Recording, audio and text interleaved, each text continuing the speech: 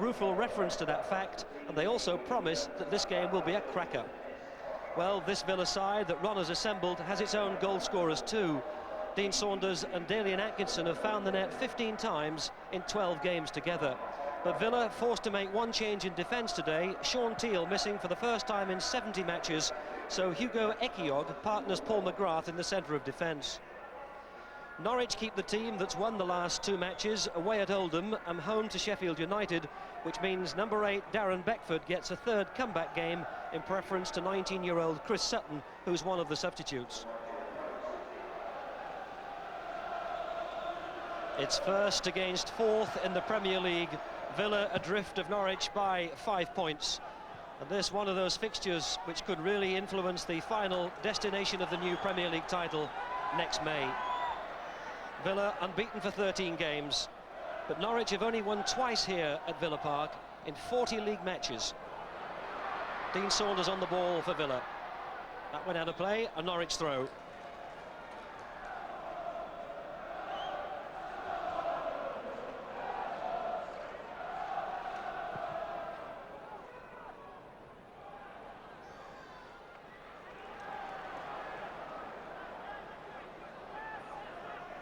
Barrett looks for a target, tries to pick out the run of Dean Saunders, who was covered by Polston, whose clearance only found Richardson. Parker, Spall got a lot of space on the left. Staunton, oh, nice touch by Staunton, didn't bounce kindly for him. Oh, great shot by Staunton, which brought an instinctive save from Brian Gunn. And Dean Saunders almost poached the loose ball. Nice touches though from Steve Staunton. There is a feeling that he's often a left back, but he does quite well left side midfield as well. Well, Barrett lays it down to Ray Houghton.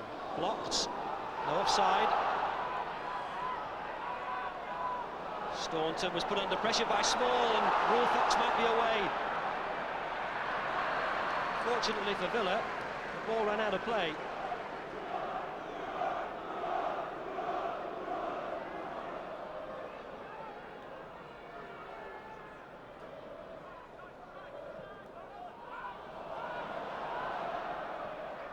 Robbins to Crook.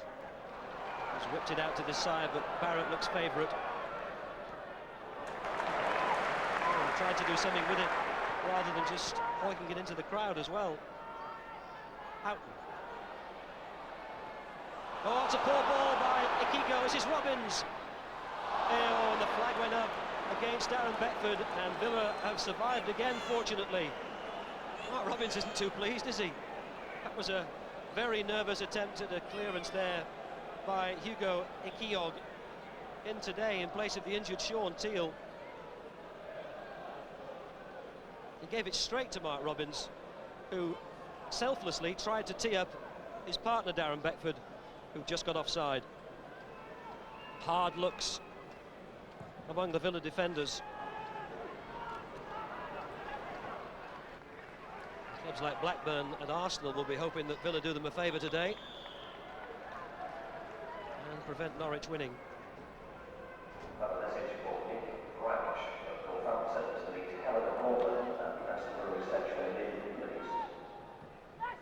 David Phillips trying to squeeze it down the line. This is Ray Houghton. Earl Barrett goes down the touchline. Finds Parker, tees up Dalian Atkinson, who hit it great with the outside of the foot.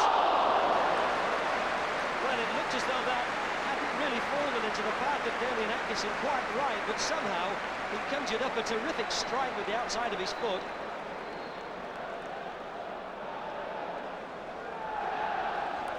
Brian Gunn needed 2 touches to put it over. Yet another corner for Villa, this time short. Parker.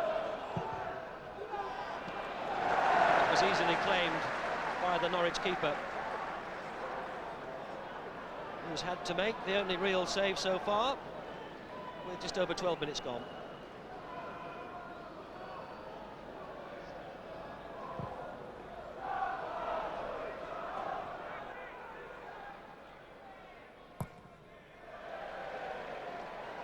Spink taking no unnecessary risks.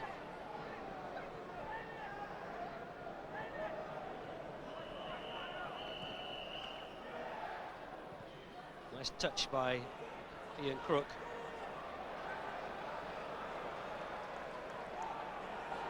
Darryl Such, Crook. Culverhouse, forced to hurry by Staunton. Ekigo. David Phillips.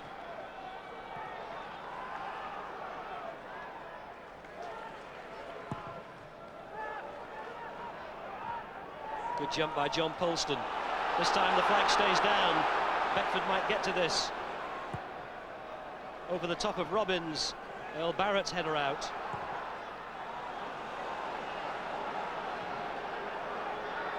There's a little push in the back by Butterworth, but I'm not sure it wasn't a little bit unfortunate. Saunders. Nicked away by Crook. Norwich beginning to enjoy a prolonged spell of possession. Darryl Such came inside small, and it's rebounded nicely. Rule Fox, Robbins as players over. David Phillips, good goal. Well worked by Norwich, and David Phillips ends the goal drought. He scored 5 in the first 8 games of the season, but there hasn't been one for 2.5 months since, and that's really timely. Just over 17 minutes played, and Villa are opened up by the Premier League leaders for what's almost a simple tap-in. David Phillips is 6th of the season, and who said that Norwich would fall from that lofty position? While football waits for them to slip, Norwich keep winning and leading here at Aston Villa by 1-0. Saunders lets it run, and Ray Houghton was taken by surprise. Well, that looked like a push by Ray Houghton.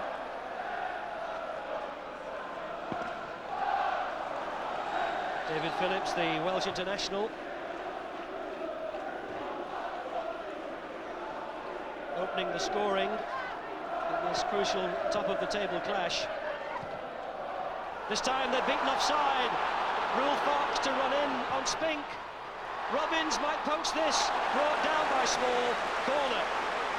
One or two Norwich players looked at the referee. There were thoughts of a penalty, and the arch goal poacher Mark Robbins wasn't quite able to convert that. Good save by Spink, and that tussle interpreted as a corner, which David Phillips will take. Good header by Mark Robbins. Spink pushed it away one-handed, and they're asking questions in that Villa defence. Robbins got a really solid connection. Good save by the keeper. Another corner.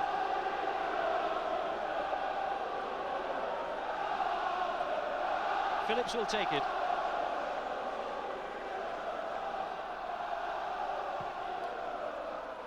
To the near post. And the referee right on the spot. Gives a free kick to Villa, which will relieve a little bit of the pressure, because Nigel Spink, the only one of that European Cup-winning side from '82 here at Villa still left, has been the busiest of the two keepers. Beaten once and having to save them twice.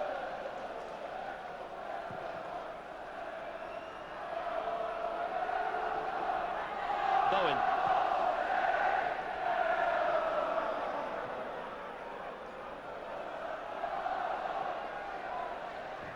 Well, that's fallen nicely. It looked as though it had for Rule Fox. And Villa's throw.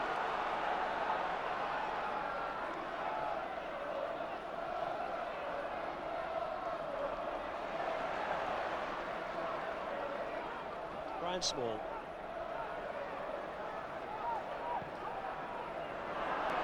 They're putting themselves under pressure, aren't they? There's a definite air of nervousness about the Villa defence. They've done it again. Beckford, and Spink makes another stop, and it's not untrue to say that with just over 20 minutes gone, Norwich could be leading 3-0.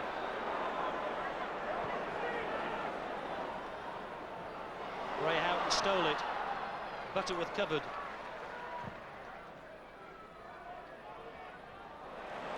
Small came in very well. Staunton, Delian Atkinson. Was brought down, that'll be a free kick. John Colston. Earl Barrett. Oh, again, there's just a lack of understanding and anticipation.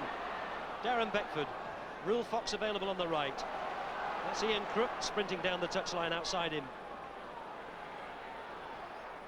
Crook tries to find Darryl Such. Been covered by Richardson. And they've given it away again. What are they doing, Villa? Rule Fox trying to tee somebody up. Phillips, he took a deflection. It would have been cruel. Spinks was committed to going one way. And David Phillips' shot deflected by a Villa defender.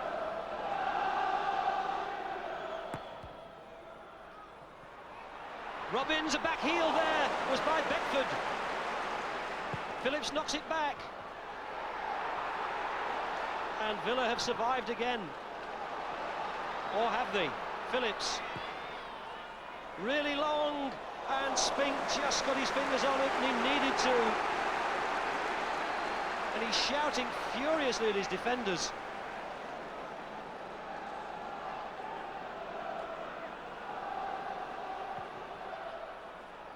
Oh, Spink dropped it, and it's in. Who claims it?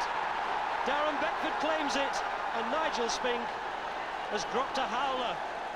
And Norwich lead by 2-0, and it's turning into a nightmare afternoon for Villa. Spink had it, then he dropped it, and it was the long foot of Darren Beckford, his first goal in his 4th comeback game.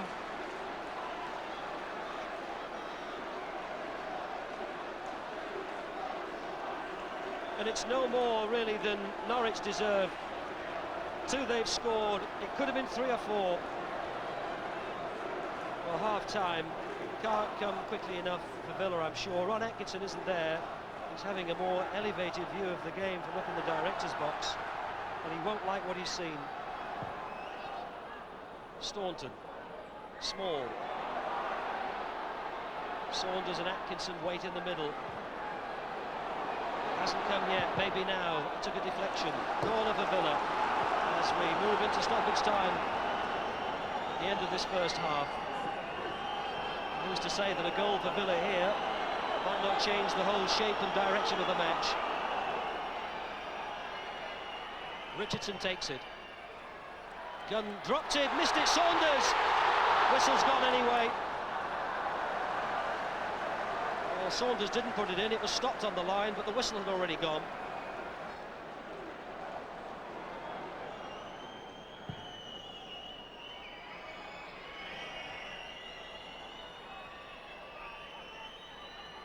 Parker. Richardson tried to thread it back through to him.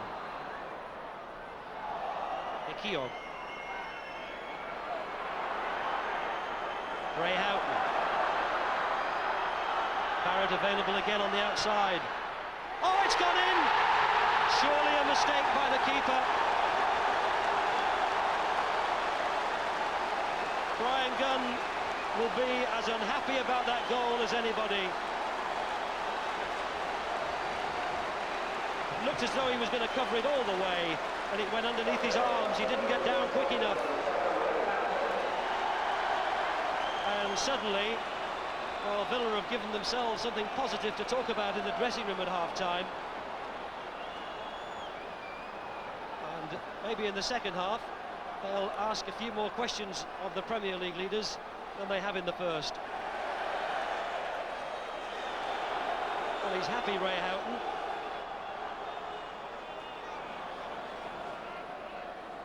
The game continues, and that's it, half-time.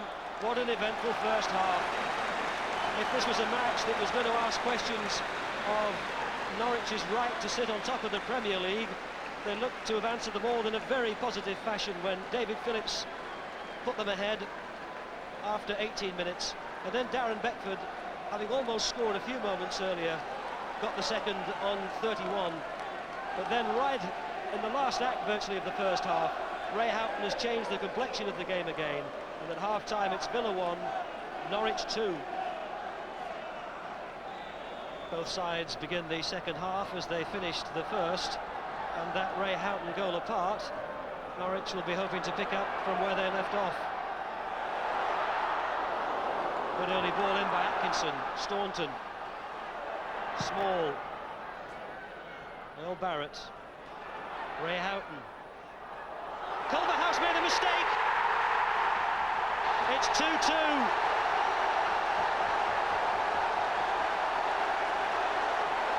Gary Parker. Little chip up from Ray Houghton. Culverhouse makes his first mistake. Gary Parker slots it home.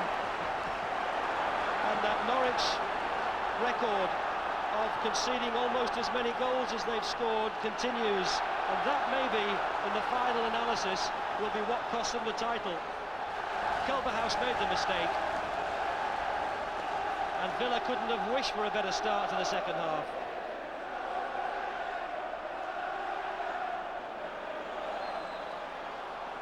Small, Rule Fox, Richardson, Staunton available. It's thriller-minute stuff, there's no doubt about that. Brian Small. Parker. Oh. He struck it so wonderfully.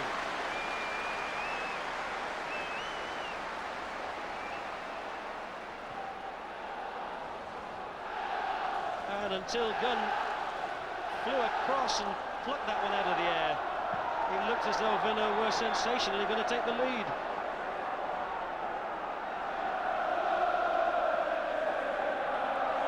Ian Crook. This is Such. Still Such. Will Fox. Oh, weaving magic. Such. It's in! Norwich leads 3-2. Daryl Such, his second of the season. And what more twists and turns. Just look at the footwork there from Rule Fox. He twists them inside out. And then Such hits it wide of Spink.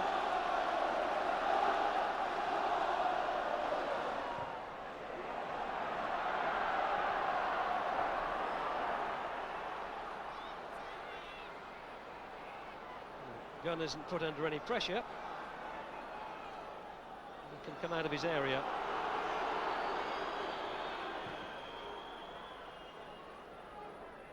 Beckford nodded it on. Keogh sliced it. Robbins has missed something that was slightly better than half a chance. A mistake by Keogh, almost letting in Mark Robbins for goal number 12.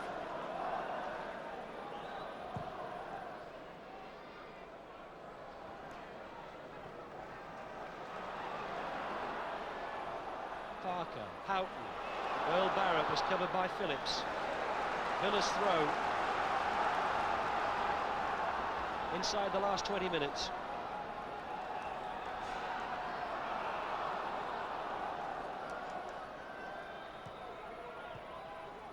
Parker. Saunders.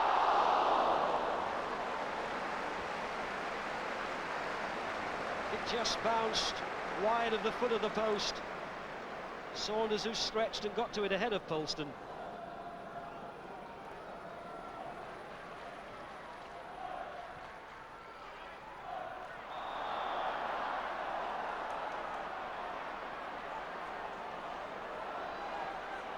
Villa scored a goal right at the end of the first half, and it's going to need something similar if they're to salvage a draw.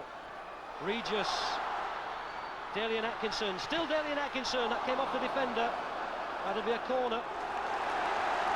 Norwich are protesting because Paul McGrath looked as though he may have prevented a Norwich player getting across and stopping that ball from going behind.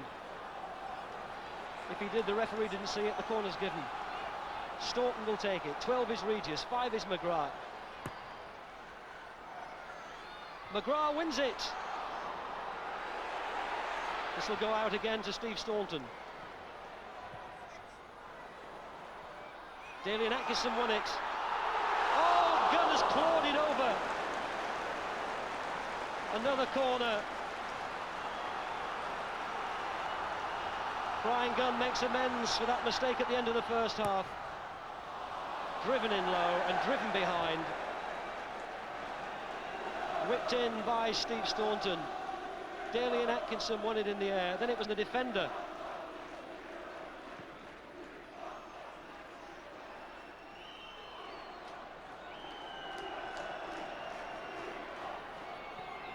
And the Norwich whistles are a crescendo.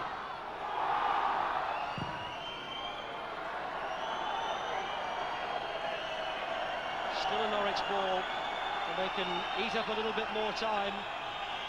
Alfie Butch has checked the watch. He's looked at the linesman.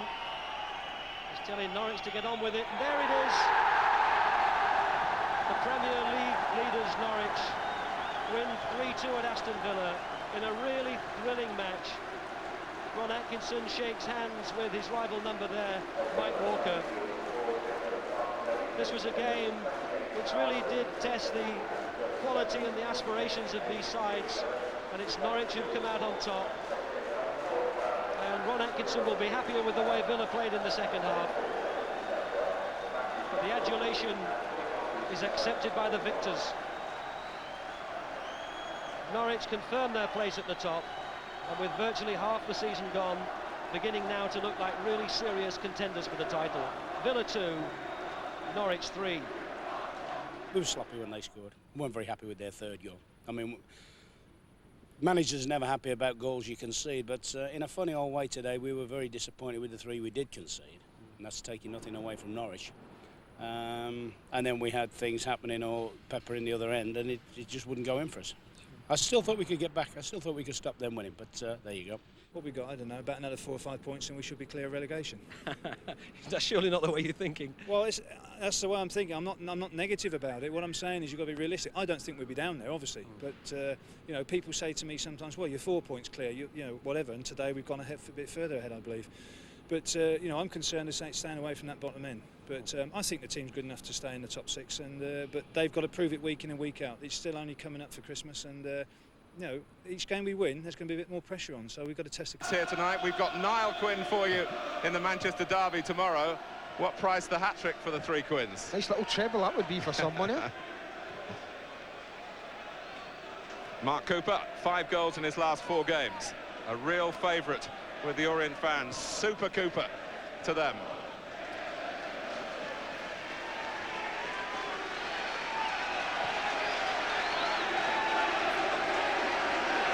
The torrential rain has certainly swollen the rivers of these parts, but the pitch here has coped well with the continual soaking it's had over the past few days.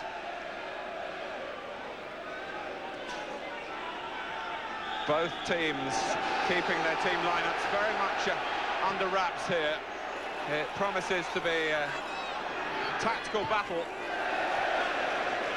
There's been a lot of scouting and suggesting by both camps as to how the opposition might play since the draw was made.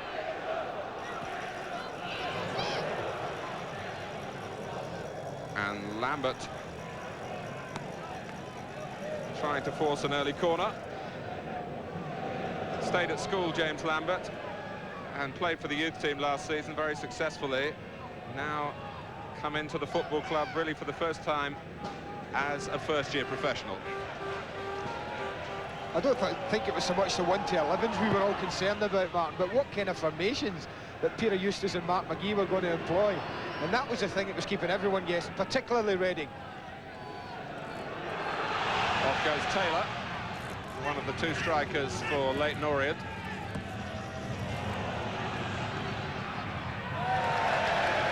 One problem Mark McGee had was a key defender, his Keith McPherson, the captain, but Jeff Hopkins was very doubtful.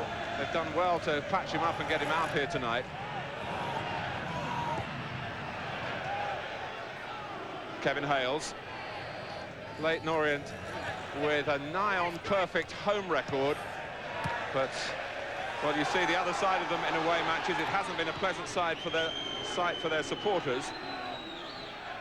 They've only taken 4 points away from home in the league, and one of them was on this ground back in August. I think that's why Reading feel they have a real chance here tonight. I think if this game been played at the Orient, then they would be really firm favourites to have won this game tonight. The fact that we're at Elm Park really makes it closer than the league position suggests it should be. Williams stopping the movement forward by Howard, but here he is again. And here's Adrian Williams again, who played as a striker in the last round. And if you're watching then on Sky Sports, you remember that he was the player brought down by the Birmingham goalkeeper Martin Thomas, which led to Thomas being sent off. Acheampong, great play from him. Cooper going in. And Reading claim that should be a goal kick, but it's a corner. A real warning though from Kenny Acheampong, and I just wonder here if Mark Cooper just stumbles, loses his footing for just a second, he'll look favourite to me. But that not so good news for Orient fans as Kenny Acheampong goes down. It certainly looked as though the ball did actually deflect behind finally off Cooper, and you could see why there was a vociferous appeal for a goal kick. Difficult one for the referee to see though, Martin, there. Nigh on impossible. But that'll be some concern, you know, when a player goes down like that in that kind of area. It can only suggest to me that he might have just tugged a muscle somewhere. And he certainly seemed to be working up near the rib area. And I just wonder if he stretched something there. Well, Kenny Acheampong is a very important piece of the Orient jigsaw. They do operate this diamond formation in midfield, and he's the point of the attacking point of the diamond.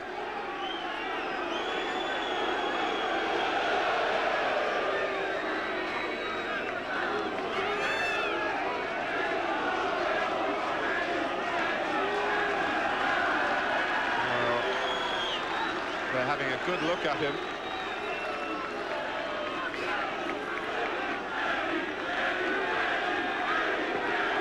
Chris Sorosic from New Zealand and Ricky Otto from closer to home are the two substitutes.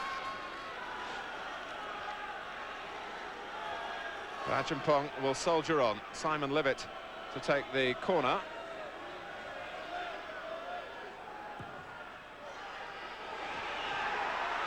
And in the scrum, Acheampong was very nearly restored to full health and fitness with half a chance of a goal then, but no, he's waving to the bench. It's not looking too good. I just wonder if he had been fully aware and fully fit, Martin, whether that hadn't been a great chance for him to give them the lead, because they really were in all sorts of trouble there, Reading. They have got a lot of height on the side, Orient, and you can't imagine them causing some trouble from set pieces. Reading do pride themselves on their fast starts to the game.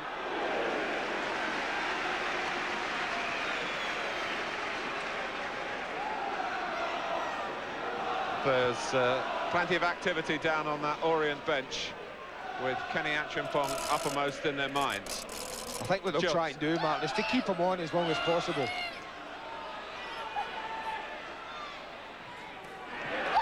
Quinn going for this one. Jimmy Quinn! Just as he did against Birmingham. Reading have got their fast start. Well, what a start as well. Jimmy Quinn, he must like the Sky cameras. But I think it's Tom Jones who does everything right here. Works a half a yard, stands up a brilliant cross, and look at that for a jump and a finish from Jimmy Quinn. Just the start Reading wanted.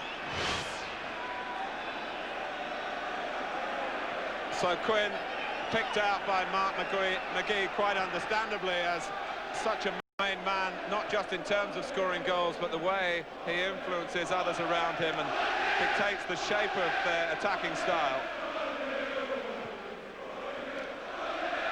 You have to credit the cross, Martin, in all honesty. It was a super cross from a difficult area. Exactly where you would expect your player to put it. And here goes Gilks. And still did he use a hand there? The linesman is flagging. The referee says play on. Michael Gilks, who was born in Hackney, close to Leyton Orient. He's got family who live in the Leyton area still. He's a Reading man with a real East London connection.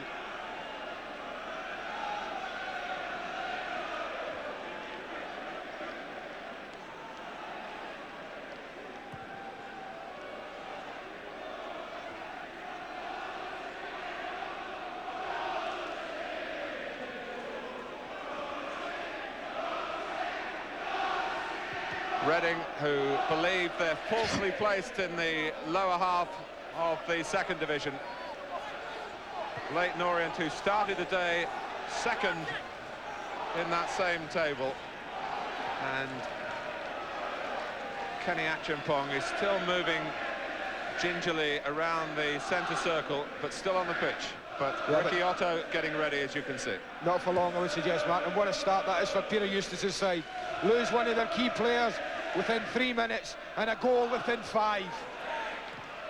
But here's Taylor. One thing that Leyton Orient have is plenty of firepower.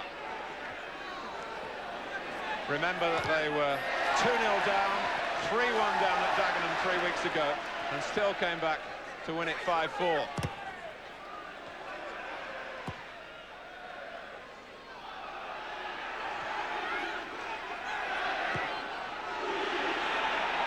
Lambert, Quinn, off goes Gilks again.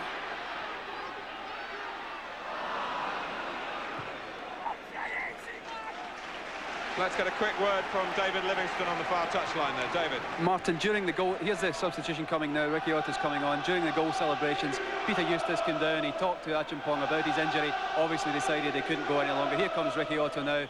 It's obviously a crucial one, as Andy Gray said. They tried to keep on going as long as they could, but unfortunately it wasn't to be.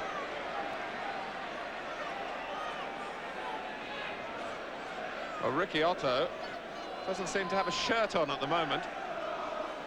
And he can't really come on until he's got the... very embarrassing for Leyton Orient. It's happened before, Martin. I think we saw it in the FA Cup last year. And in international game, wasn't it, with right. Gary Pallister? We'll see Gary tomorrow. He won't thank us for reminding us of that. But watch this goal. Watch the way Tom Jones dummies there. It gives him a half a yard.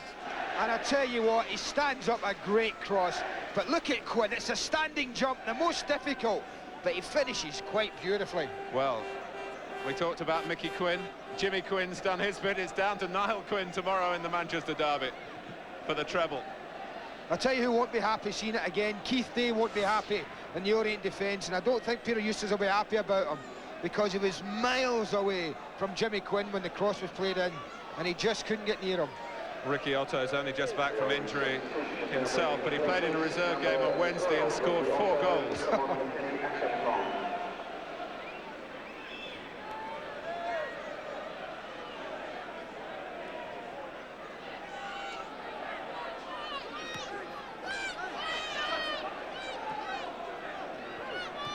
Parkinson, now Dillon. Gilks. And it's another one. It's a terrific moment for Reading, and they lead by 2-0. Phil Parkinson found himself in the centre. Well, I tell you what, Orient have got it all on now here. Again, this is all due to the cross. Watch the way Michael Gilks walks half a yard there, stands it in the middle of the goals, and Phil Parkinson just buries it. It's another terrific cross. The first one from the right, the second from the left. I'll tell you what, though, Peter Eustace again won't be happy. Terry Howard, the number 3 there, the responsibility to be tracking him all the way back. He didn't do so, and Phil Parkinson made them pay. Well, Phil Parkinson won't be too happy at the moment, because they've announced that goal for Jimmy Quinn. But it was Parkinson's goal. Quinn got the first, Parkinson the second. And Leyton Orient are in trouble again. The team that has this mental block away from home. And Reading have roared into this cup tie. 2 goals in 10 minutes. Well, they've just got to steady the ship now, Orient, haven't they? They're up against it. There's 11 minutes on the clock, and they're 2 down away in a cup tie. It's a case of, hey, for 10-15 minutes, nothing else happens, nothing else goes against us. Steady things down. That's the first job in hand for them. Then they can go from there.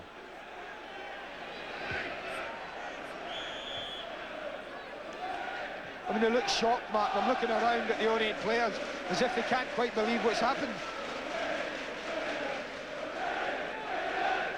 Well, Quinn got his 11th, and then Phil Parkinson gets his first.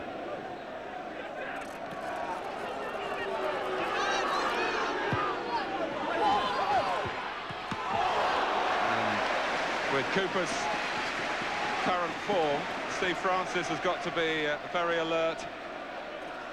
It's a very, very entertaining start. Oh, tremendous stuff, isn't it? But that's always going to be a threat for Reading, is the aerial ability of Cooper and Taylor especially. They've just tinkered with things, Orient, a little bit. They've now dropped Robert Taylor back into Kenny Acheampong's position, and they've pushed Ricky Otto up front through the middle with Mark Cooper. Reading 2, Leyton Orient 0. Mark McGee, who's got such great ambitions for this club, will be very pleased, but there's still a long, long way to go. Here's Lambert.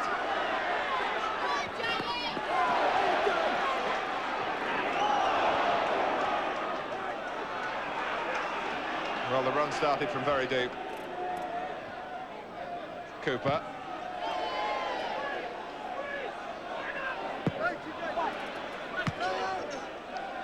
Mark Warren gets it forward. He's a new name, I'm sure, to most of you. He is, even to the Orient fans. It's only his third start tonight. He's wearing number 9, but playing it right back, chasing now with Jukes in behind him. They're filling the centre again.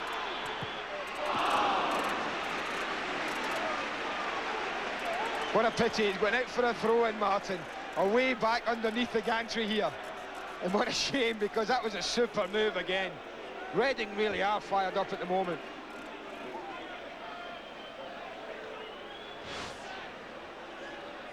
Well, the ball had gone out down the sideline. Michael Jukes wasn't aware of the flag. Here's Warren. And again. That's an interesting try, and Francis had the speed of movement to make the save look comfortable. If he committed himself a little further forward, and that might just have curved inside the far post. Or a bit more pace in the shot. Gary Bellamy, a recent recruit from Wolves. Well, it's easy to say with hindsight, but Leyton Orient were very perturbed that Adrian Whitbread, their captain and a very mature young defender, was ruled out today, only just. Tom Jones here of Reading, who's already played a part in this electrifying beginning by his team.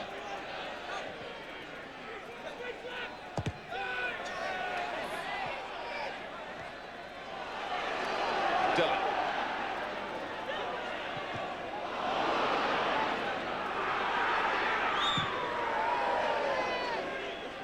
Oh, that must be a push by one teenager on another. The more I see of this guy, Lambert, this little lad, James Lambert, the number 10 of Reading, the more I like about him, Martin. Really is full of confidence. Lambert. Off goes Parkinson. Off the head of Bellamy.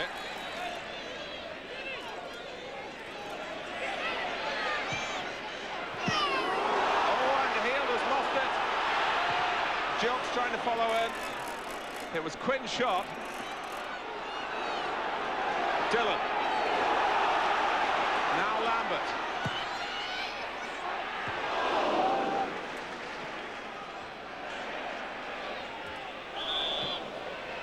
Oh, we can get a breather now for a second. Well, I did say it was part of an extensive menu that we've got on Sky Sports, but that it would be a tasty part of it. The fact this is a cup tie was always going to make it exciting, I felt, Martin. And you look at Mark McGee, being at home, you normally would tell your side, you know, go, start quick, and you just pray that things go right for you and your team grow in confidence. And at the moment, that's exactly what's happened to him. Cross from Warren. Otto. It's a free kick to Reading.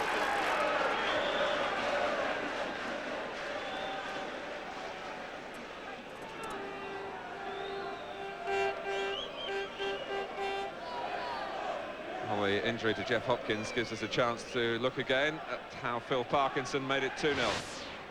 I mean, it's the way he creates the half a yard there. And all he's got in his mind, Michael Gilks, is to cross it into the danger area. But just look how free he is there, Martin. That's ridiculous amount of space for anyone to be given. But when you get there, you've got to finish it. And Phil Parkinson did just that. If you read the papers last weekend, you might think that that was Phil Parkinson's second goal of the season. He was credited with one here against Exeter, but actually been substituted by the time that goal was scored, and it was actually deposited by Keith McPherson.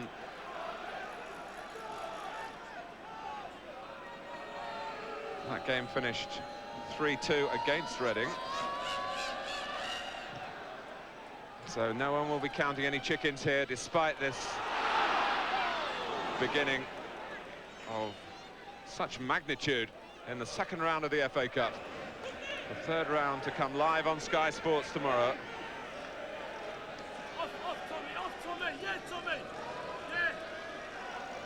Sam Kitchen with the throw. Taylor getting the better of Jones, who then steers it forward to Quinn. Here's Dillon.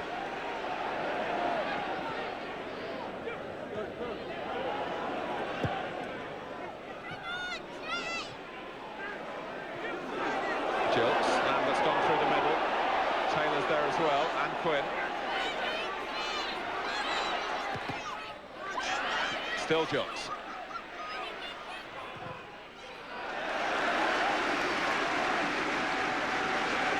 He's forced a corner.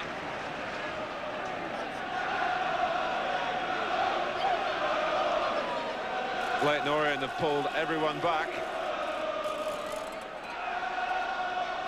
Adrian Williams waiting on the edge of the area. Quinn, of course, is there as well. Kevin Dillon, who's shown so much quality in his lengthy career. Too high for Williams. Here's Jones. Parkinson's gone outside him. Jones used him as a decoy.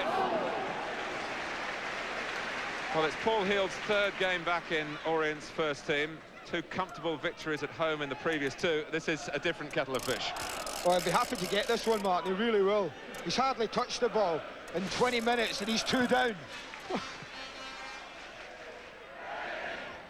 Off Williams, can Otto make something here?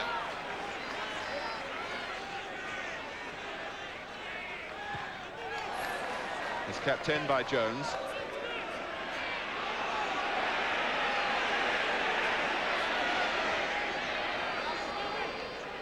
Howard. Warren. And still.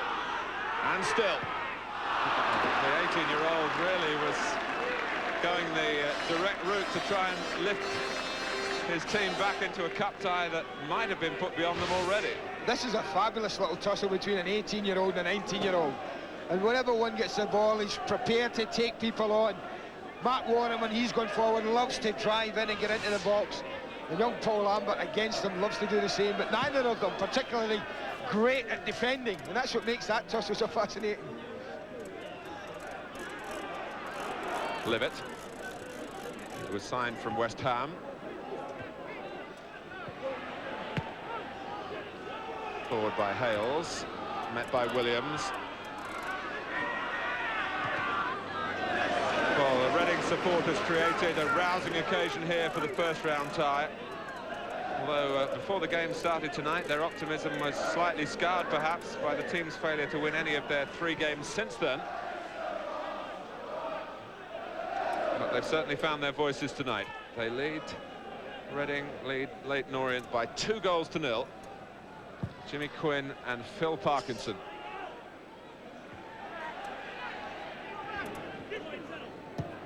Hopkins, once of Wales, of course. Here's Howard.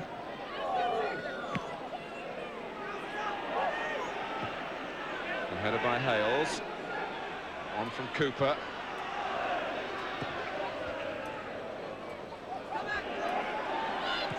Heald calling for the back pass. Hopkins offside. We mustn't minimise the loss to Leyton Orient of Kenny Acheampong. Certainly Mark McGee would have picked him out as a particularly dangerous customer to try and deal with in his pre-match planning. Well, especially when you see in his brief little spell on the game of only 3 minutes, the one lovely little magical run he produced down this right side. Dillon.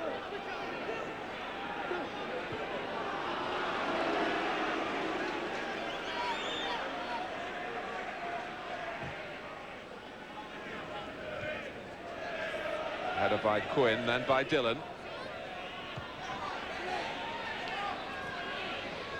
Otto. Taylor, plenty of players forward for Peter Eustace's side.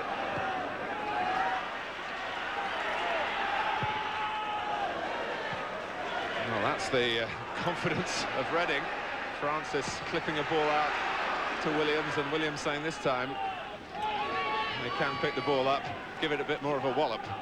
Good shout that though from referee Mark. I was watching him closely as the ball was on its way back to Steve Francis, and he clearly indicated to the goalkeeper, you can pick that one up if there's any doubt in your mind. Steve Francis, who's been a winner at Wembley with 2 clubs, Chelsea and with Reading, in the variously named Full Members Cup. I think it was the CMOD competition when Reading were so successful, and beating, of course, a then First Division team, Luton Town, by 4 goals to 1. A match in which Michael Gilks had a major influence.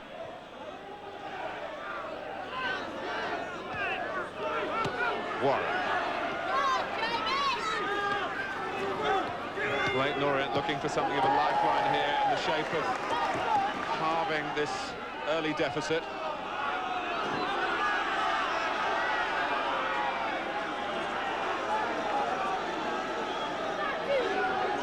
The long throw from Howard.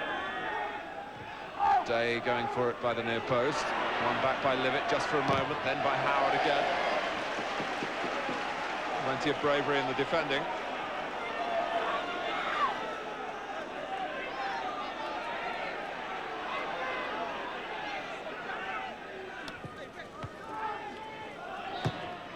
Warren. Touched off by Gilks, who's herring away through the centre. Lambert hits it even further forward, but over Quinn.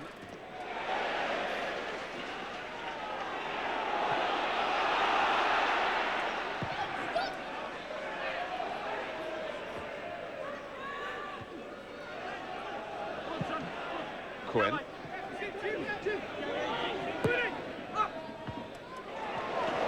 Well, that was, even by the standards that Reading have set, a little ambitious, but the supporters appreciating the idea.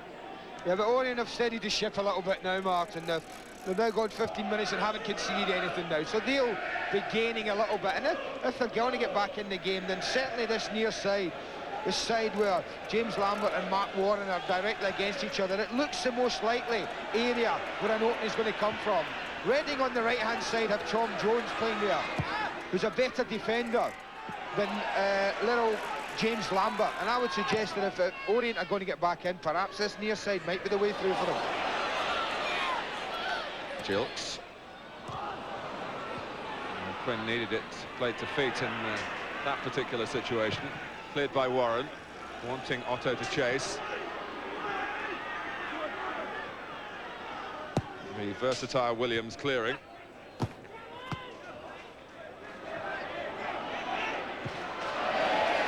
McPherson, who shirks nothing.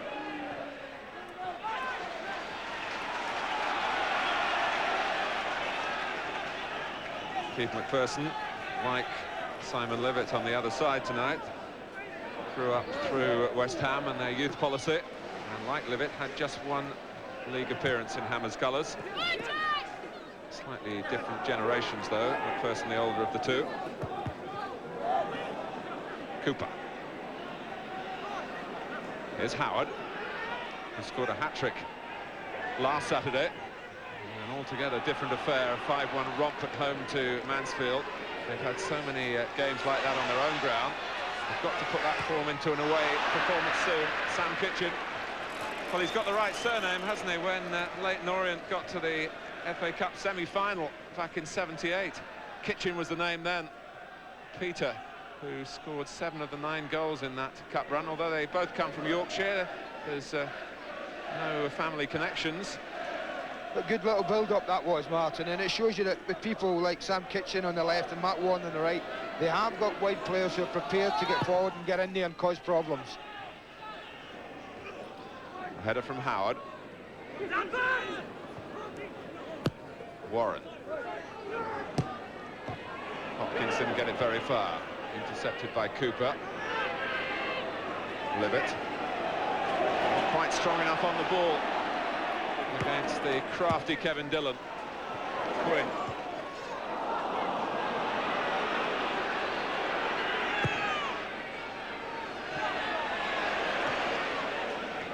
Here's Scott Taylor. Trying to thread it through for Gilks, who's got the sort of speed that brought him 3rd place in that sprint challenge last season. Just picked the wrong option for me there, Martin. With young Scott Taylor. Felt he should have rolled it outside of Michael Gilks wide to give him something to run onto. He'd had more chance of taking it. But in that situation, played it far too straight for the goalkeeper to come and get. Reading 2, Leyton Orient 0. 17 minutes to go to half-time.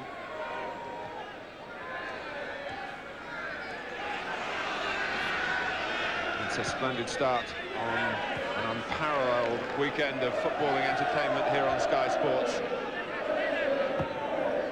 Day's little clip towards the head of Robert Taylor. Scott Taylor for Reading.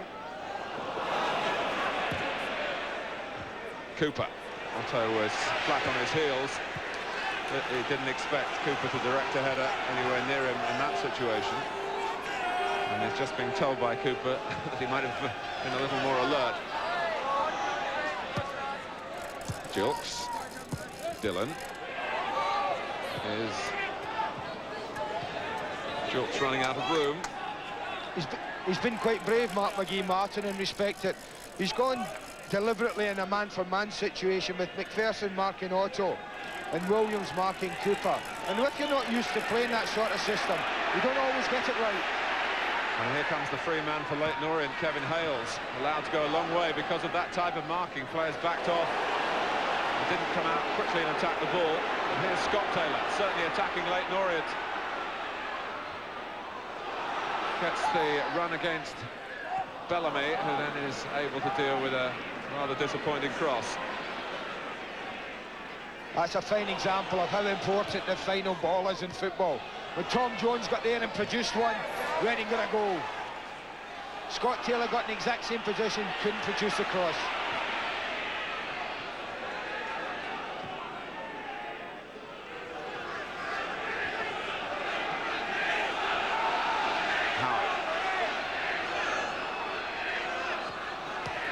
Taking on Scott Taylor and losing him. Cooper's going towards the near post. Taylor's in the middle as well. Robert, that is, the number 7. Here he is.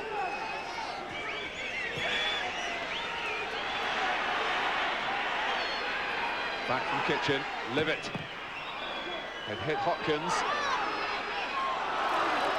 It's tenacious work from Lambert. Quinn helping out in midfield. Only Gilks well forward for Reading, and he was jumping in unfairly.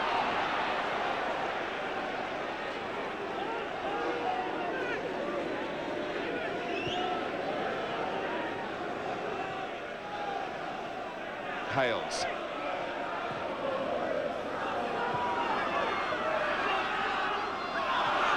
Strong play by Cooper. Here's Taylor. Howard. Robert Taylor really trying to turn there when he possibly didn't see Howard, who was in a position to be teed up for a shot. Let's get a word from David Livingston again. David.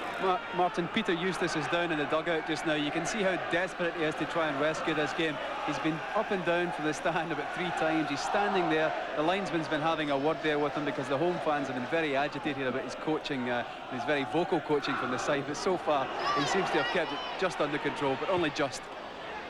And you can hardly blame him for being vociferous. The way the game's gone, certainly against his planning. I know one thing he was certain to tell his players was beware the way Reading attacked the game from the off. this is an important spell for Leyton Orient, Mark, and I really feel that because they've had a good little bit of pressure now. We're approaching the last 15 minutes of this half, and now, while they're playing quite well, would be the time for them to get a goal and get back in this game. You do feel if Reading were to hold on to half-time, then perhaps they would go in, and that might be very, very difficult for Orient. But if Orient were to snatch one now, then this game would really be alive. Well, they scored late in the first half at Dagenham and started to get more of a grip. Really were strong in the second half. Of course, Leyton Orient, the club, not exactly this team. Got to the 4th round last season. They knocked out Oldham expansively at Brisbane Road before they themselves were put away by Portsmouth.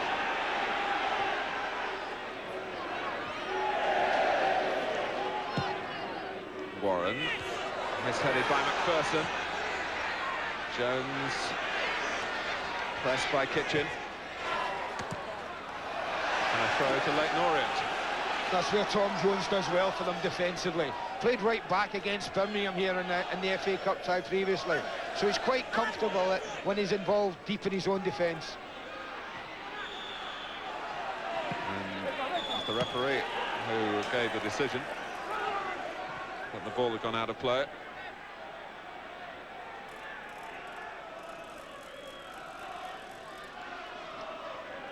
Ricky Otto had the chance to join Coventry City, but the transfer didn't quite materialise, and he's one of a number of fine attacking players that Peter Eustace has got at his disposal. And it's the defenders who've been in question in away games in the 2nd division, but of course, as any professional will tell you, the defending does start from the front.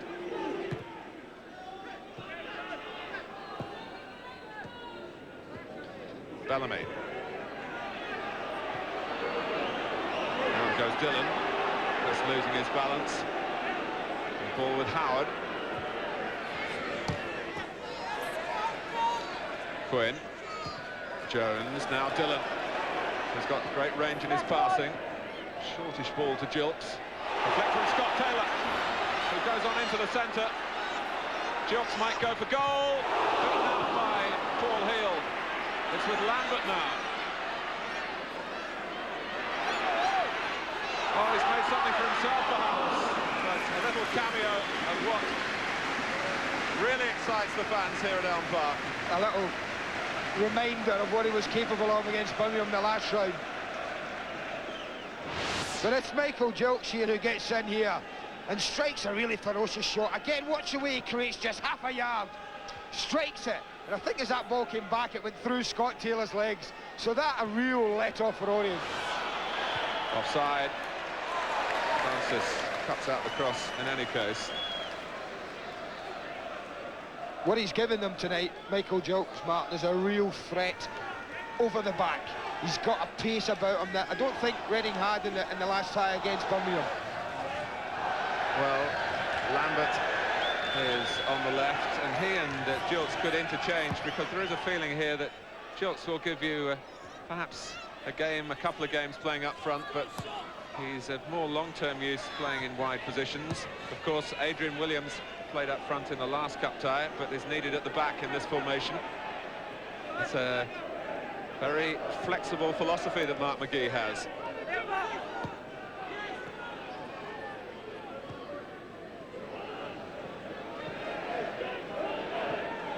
The longest serving Leyton Orient player, Kevin Hales.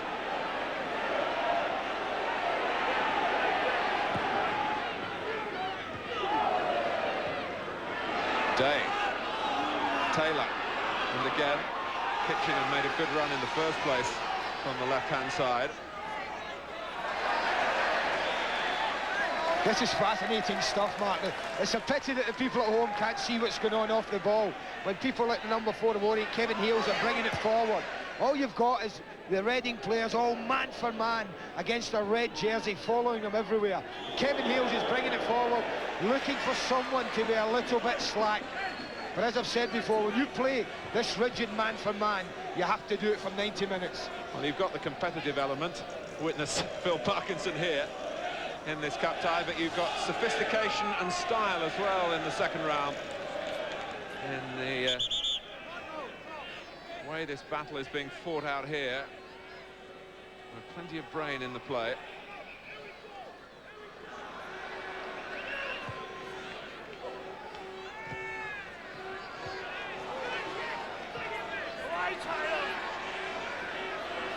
Scott Taylor. Again, the comfort in possession of Jones. Through the centre this time was Dillon.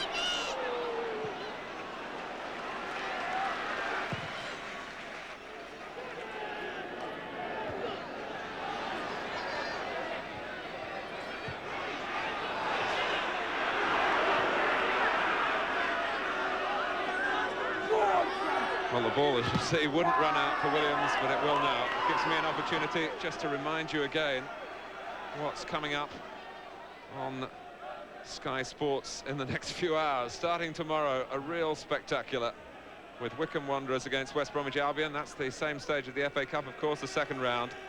And then a pearl from the Premier League, the Manchester Derby. And then the third round draw. And at the moment, Reading looking the more likely of these two sides to have an interest in that. But we await what Robert Taylor can do here. I know this might sound crazy, Mark, but I just get the feeling that even at 2-0, I think the next goal might win the game for one of these teams. Orient are playing with a purpose now, and if they got the goal, that would really be a test for Reading. But if Reading were to get another one, then you really would think it would be all over for Orient. Goes behind off Cooper. Mark Cooper started at Cambridge and scored a goal in a famous cup tie against Tottenham that impressed Spurs so much that they eventually signed him. It didn't work out for him at White Hart Lane, and then via Gillingham he's picked up his career successfully with Leyton Orient.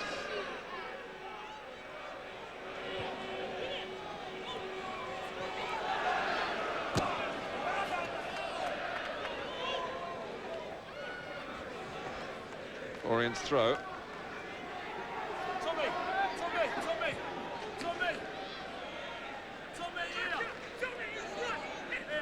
Peter Eustace had been asked by the linesman to go away from that position because of the way he was continually yelling at his players. I think it might be more to do with the fact that right behind him in the front row are some supporters, and he's actually blocking the view of some of them.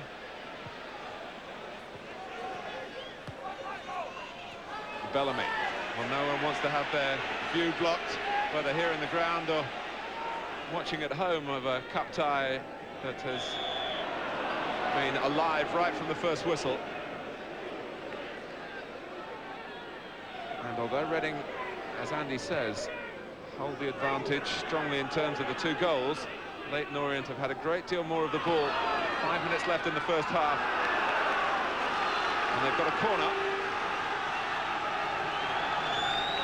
I say a great deal more of the ball in the last 15 minutes or so.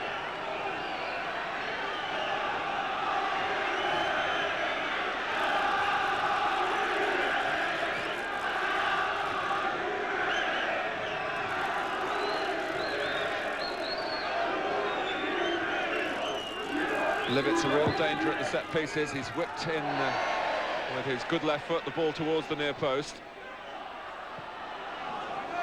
Remember, they scored 3 from his free kicks in the second half against Dagenham.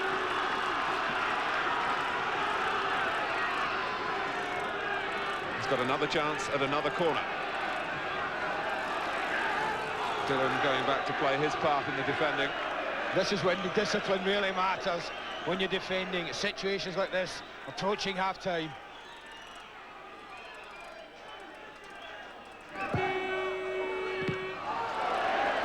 Knocked out of harm's way by Quinn.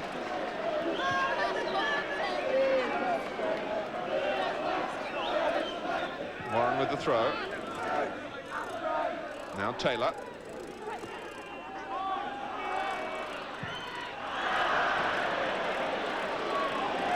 Not quite what Jimmy had in mind, I don't think. He's certainly got a sense of responsibility anyway. one of 11 Reading players behind the ball as it was delivered there by Hales. And that's not too far away from Day. Yeah, 11 men behind the ball, Mark, but they still couldn't prevent the strike on goal. It's just a long ball knocked in and a knockdown. As it comes in there, it's not quite cleared properly. They've stepped off Keith Day, but he hooks that one just wide. I think to give Steve Francis credit there, I think had it covered, had it been on target. Quinn, Gilks. First to this is Terry Howe. Taylor going to his left. And Otto. It breaks for Howard again. That's a corner, and Reading will be pleased to get to half-time, which may sound a strange thing to say when you look at the scoreline on the top left of your screen. But watch this, they're still prepared to throw bodies all over the place. And for the main, have kept the pressure away from Steve Francis.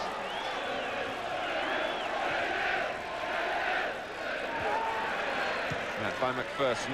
Nice ball by Livett. But it's ended with an offside.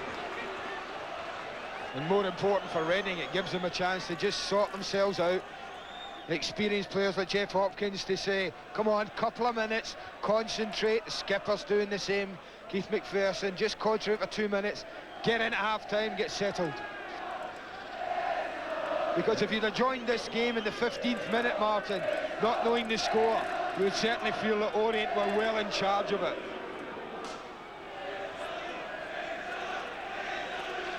Well, we were trying to bring you a shot of Mark McGee. There he is. He's certainly had a magic touch as a player in the equivalent competition north of the border. 5 winners' medals in the Scottish Cup. And he only played in 5 finals, so can't improve on that. Well, if they get to the final of the FA Cup, he might pick himself then, mightn't he? He's been reluctant to do that, although he scored in the last 2 Reading League games against Leyton Orient. He doesn't believe in horses for courses. He believes in the right team for the present moment. I think what he's conscious about, I was speaking to Mark before the game started, was asking him was he going to be sub, and he just felt he hadn't trained enough. He was saying to me that he felt that doing the manager's job and trying to play, he was finding it very, very difficult to do justice to both.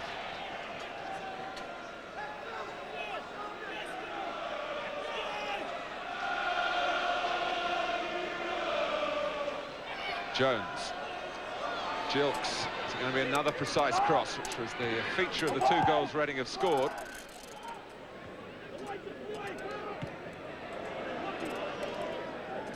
Back header by Parkinson.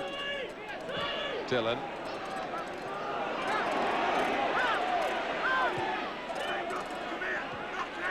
Taking a chance here. Paul Hill was bobbing around, wondering whether he was going to receive a back pass, but Bellamy swiveled away and scorned that option, I think to the relief of the goalkeeper. Williams.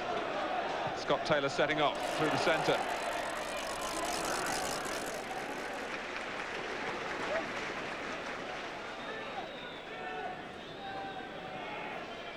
He was so disappointed, Taylor, to miss the Birmingham game. He got sent off in a reserve match, that's why he was suspended. No flag here, but no luck for Leyton Orient either, in the shape of Ricky Otto, who got in behind Reading then. The ball just rolled away from him.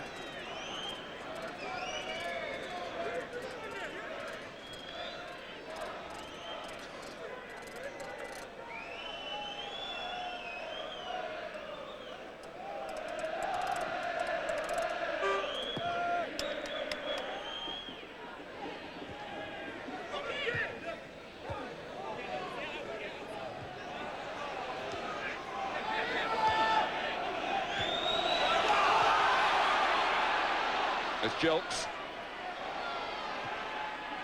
It's an inventive try, and Paul Hill pulled off a fine save. Michael Gilks trying to end the half on the sweet note that Reading struck early. Again, look, he knows exactly what's in his mind. He's trying to curl it past the goalkeeper. And even though Orient are dominating, Martin, if you've got the pace of a Michael Gilks there, it can get in behind you. You've always got to be wary. We're in the second minute of time added on, of course, that stoppage, which was so unlucky for Leyton Orient, in which they lost Kenny Acheampong. Before they lost the first of the 2 goals, here's the scorer of the second, Phil Parkinson. He's played well, Phil Parkinson, Martin, and respect it. He's been given the job, really, now of looking after Robert Taylor, the number 7, who's playing in that free role just behind the front 2. And at the moment, he's done it very, very well.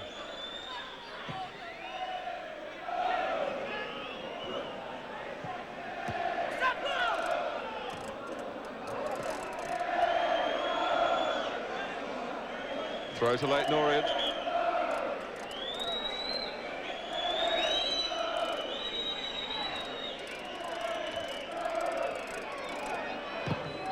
Well, I think you've seen here why Reading believe that they are a better side than their league position suggests.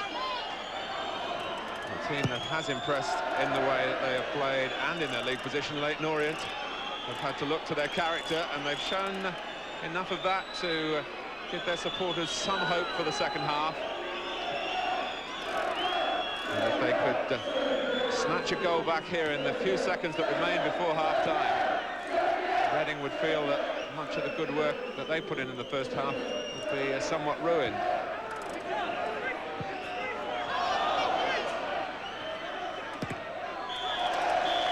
The whistle goes for half-time. An Elm Park extravaganza here on Sky Sports. 2 headed goals inside the opening 10 minutes. Jimmy Quinn got the first, no surprise in... An all second division, second round FA Cup tie. And in that division, Leyton Orient have taken 28 out of 30 points at home, where they're unbeaten, of course, with those figures. Only 4 out of 24 away. They've only scored 5 away goals, and they've lost the last 5 in the league away. And maybe watching this game, you can understand why that discrepancy has happened. There's been some sloppy defending. But perhaps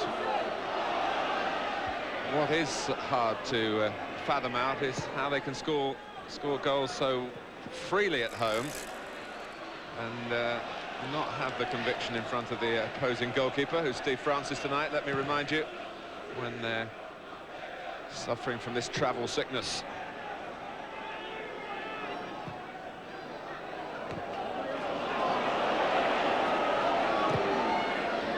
Forward from Kitchen, Ricky Otto on from the early stages because of the injury to Kenny Acheampong. The more I look at Mark McGee's formation, the more I'm impressed with the decision he made to use Jeff Hopkins as a sweeper. I do feel that the way they've played Orient, had they only had the 2 centre-backs in there, the Orient would certainly have caused them more problems.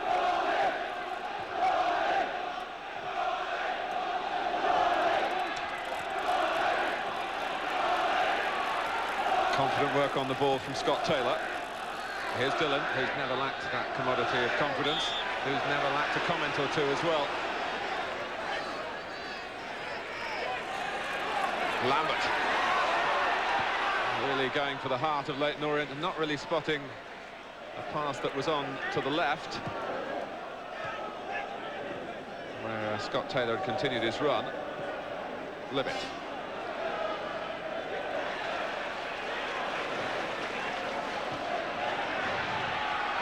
Lambert.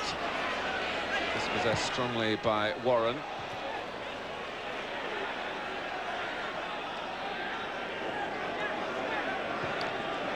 Quinn. Jones. Little triangle going here involving Parkinson. Quinn. Not the roar from the crowd, but perhaps not an earlier shout from his teammates that Terry Howard was coming from behind. Don Mackay quite right what he said at half-time. The road to recovery at Dagenham for Leyton Orient was paved with successful set pieces, 3 of them, all taken by Simon Libet, the number 10 tonight.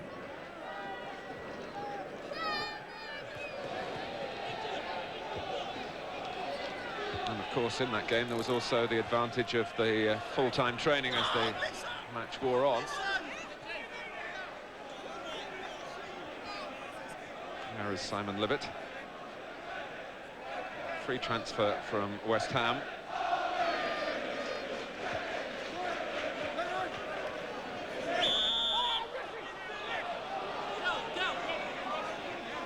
Mark Cooper's tracking back there has earned Orient a free kick.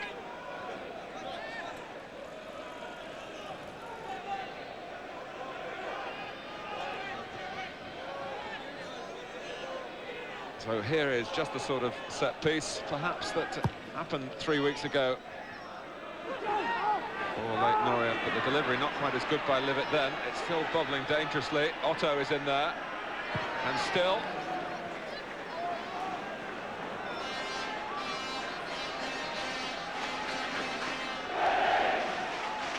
Pitch in with a throw.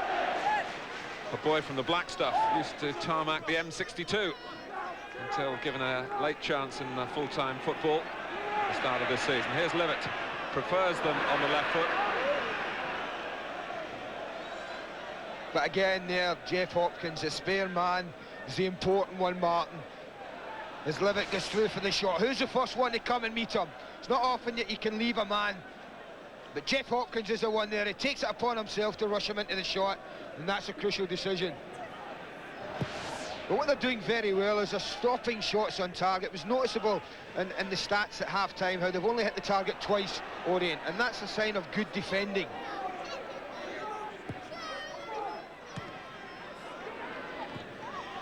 I'm not sure that Taylor was too appreciative of the ball played to him by Dillon in those circumstances.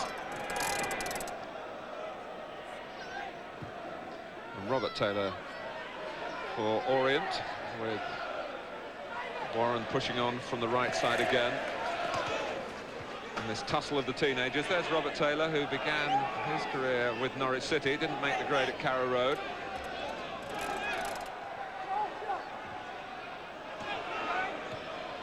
And Lambert, quite sure what was in his mind then, but it's a throw to Orient. Well, they've got plenty in the box now, Orient.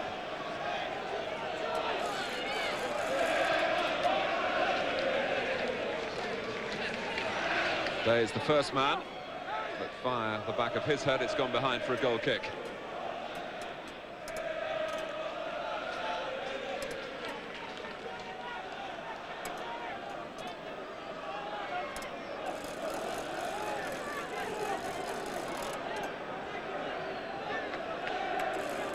Well, Mark McGee certainly kept us guessing with his team lineup, including the goalkeeper. Steve Francis, who's been left out of the last three.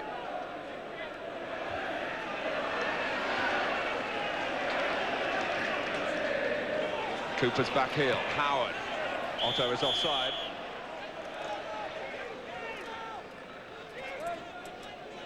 Offside, but no way through again, was there? Hopkins again read the situation very, very well.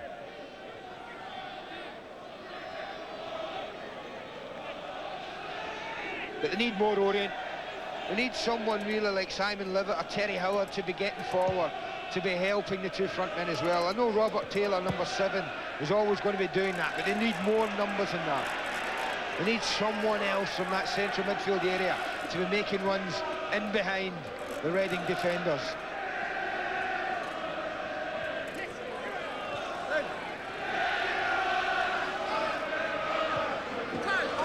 Partially cleared by Cooper. Back to Dillon from Williams. Now Lambert took his eye off the ball. And an extravagant slice from Warren.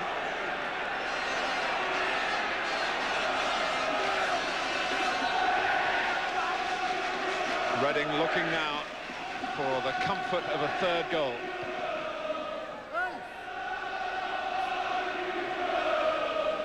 Quint's movement in the box is very good. He was watching then, trying to estimate the time where Dillon would release the ball. It's Lambert this time. The referee was right in line to judge whether that was handball or not by Day. Tell you what, Mark, it was very close. It was very close. It was that awkward height that Day had to deal with there. But as you say, the referee made his mind up very, very quickly. And he saw it from the opposite side to you and me. And there was a shake of the head straight away, almost before the crowd had started to roar in their hopeful appeal. Robert Taylor, who would have been one of the two attackers, but for the switch with Acheampong in the first half, he may go further forward again as the need increases, becomes more desperate with the passing of time. But they've held it at 2-0 since the 10th minute. Cooper.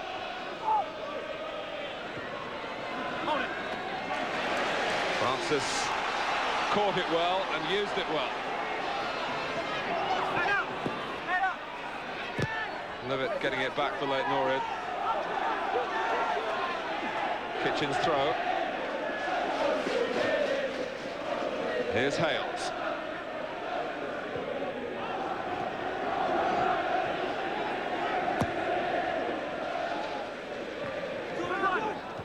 Was Otto's header infield, but again Phil Parkinson had got Robert Taylor very much in his sights then. And any little run from a deeper position would have been read by Reading. And Phil Parkinson knows only too well that someone tracked him the way he's tracking Taylor, and perhaps he might not have scored his own goal.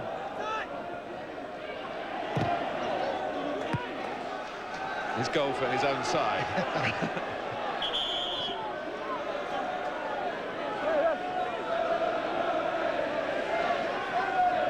Well, Mark McGee gave us an insight into the obvious defensive thinking from Reading's point of view at the start of the second half to consolidate their position, and certainly his players are responding to that. Hasn't been too cavalier in terms of their attacking commitment since they came back from the dressing room. Quinn.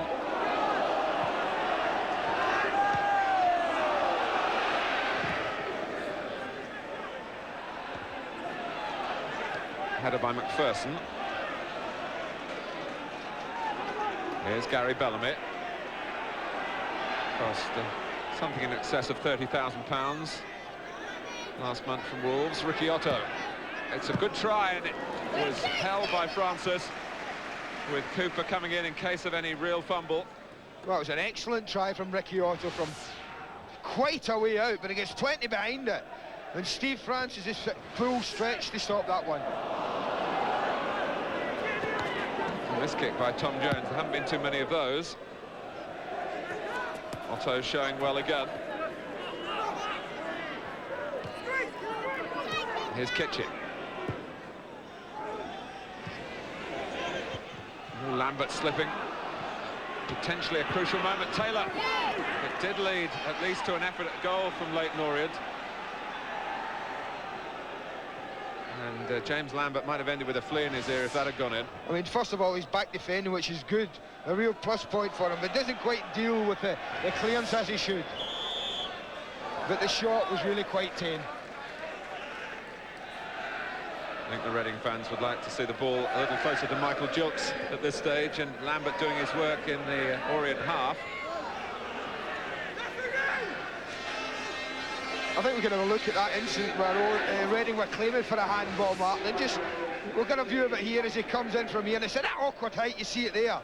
I mean, there's a definite arm out there from Keith Day, and one would say that they're possibly quite fortunate to get away with that. Yeah, I think the referee may well have noted that he was trying to head it, not successfully at all, and the arm was there, and it wasn't down by his side. But ball to arm was obviously the ruling of the referee, not the other way around. Kitchen.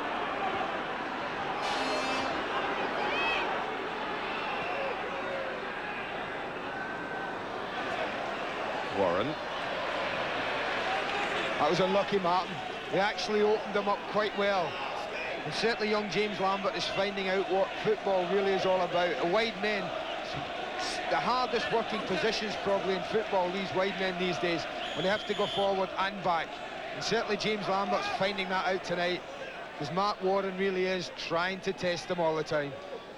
He's certainly got the engine to do that. It's a foul throw by Dillon. That's given the ball to Terry Howard here. Day. Goal kick. I think Mark McGee was quite right in what he said at half-time, and David was asking him, well, if we're looking for another goal, and he says, well, why? We're 2-0 up. But what would be folly, I feel, is for his team to sit there and not try and go forward. They've got to look, not be over anxious to look for goals, but they certainly can't be too cautious to sit back and assume that Orient aren't going to score.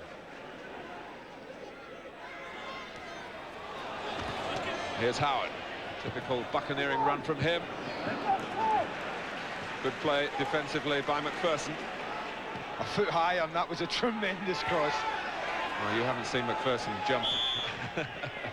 He's very proud that he's not one of the tallest centre-backs, but he has got a superb spring, Steve McPherson. He certainly wasn't at full stretch, but I know what you're getting at. He went in for a tackle here in the Autoglass Trophy game on Tuesday night against Brighton, which should have earned him a new contract. It was the original 50-50 ball. He ended up with a swollen foot, but played on, didn't flinch, didn't show any pain. That's the sort of commitment that you, as a manager, would really value.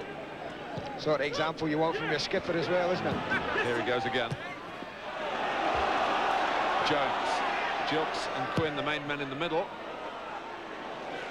Paul Heald, who had a couple of months at the start of this season on the bench in the Premier League with Crystal Palace as the understudy to Nigel Martin. He's also had a week's trial at Leeds United. So he impressed everyone at Ellen Road. Howard Wilkinson may feel that he has other priorities. Doesn't look for a backup goalkeeper, although after today, I'm not so sure. Although we haven't seen how the goals happened at Ellen Road. Remember, Leeds were beaten 4-1 at home by Nottingham Forest.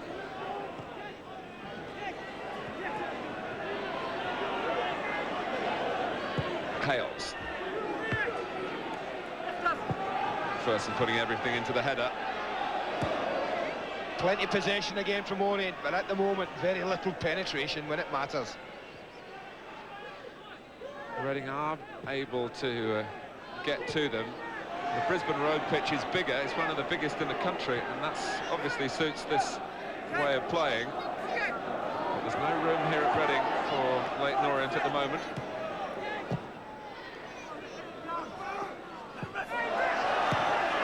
Again, it's banged away by McPherson. Back it comes through Hales. Taylor. Cooper. And would have been a corner, I think, but Francis rules out the need for any decision. That looked a more threatening attack from Leyton Orient. What was impressive, Mark, was the patience that they displayed, Orient. A lot of people maybe looking at sides from the second division would be expecting them just to whack it in there as early as they can, but Orient showed very good patience and played for the opening.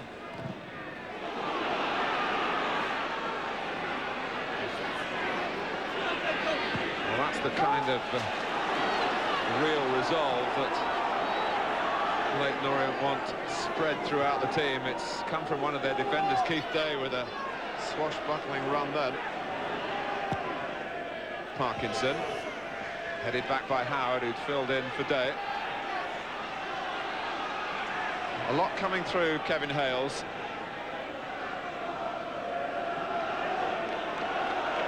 Reading retreat again. Absolutely vital stage of the cup tie. Reading know that tonight represented their best chance of getting through. There's an offside now. They've defended well again. And some news of events down by the bench there from David Livingston. Martin, the Reading subs are out, and it's only a hunch at this moment, but it looks as if Stuart Lovell might be the first one to come on. I think Mark McGee has that in his mind. Maybe he's trying to fox us with that, but we'll wait and see what happens. You saw Mark McGee and his assistant Colin Lee, as we were hearing from David then.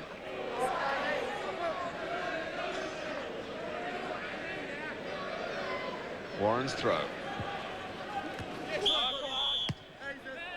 Foul on Taylor. Well, I need to get a new ball now. That one's disappeared out the ground.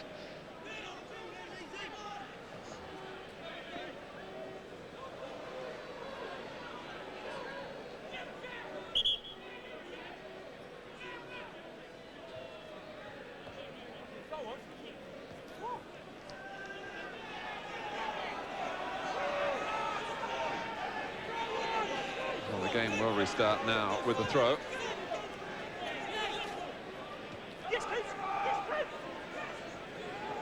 A lot of players wearing red in the centre. The linesman with the red and yellow flag. who is Graham Barber, who we should congratulate. He's just been appointed to the international list of linesmen. Appointment that takes effect from the turn of the year.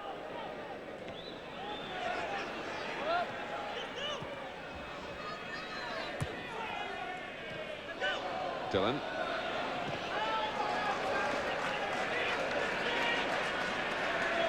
Well, Parkinson sticking to his task.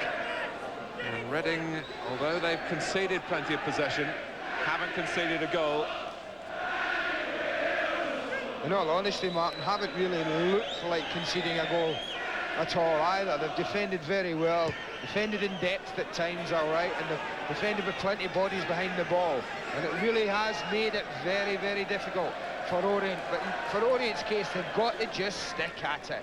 They've got to have the belief that they'll get a chance, they'll get a clear-cut chance, and somebody will stick one in for them. And then that'll be the testing time for Reading.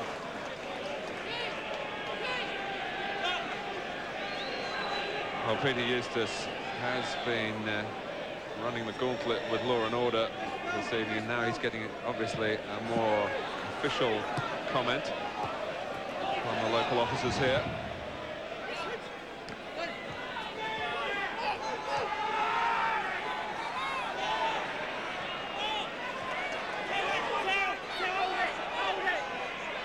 Howard. And around him, Leyton Orient were waiting. Here's Quinn. The space that he'd vacated was filled by Scott Taylor. Dillon.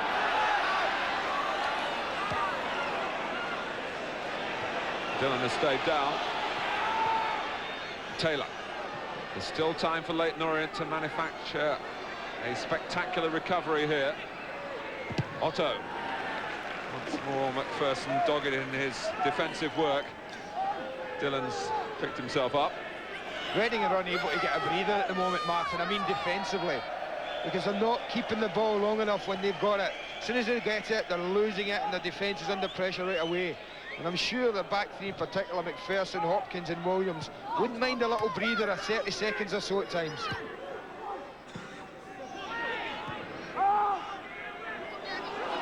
But Leyton Orient aren't working Steve Francis. They're certainly working the ball around.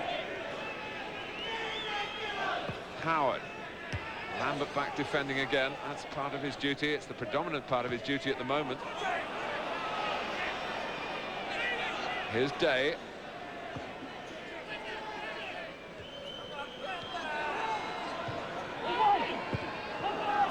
And Ricky Otto attacking the cross, but the difference there between the way Reading defended and the way the two goals were conceded at that end of the pitch in the first half.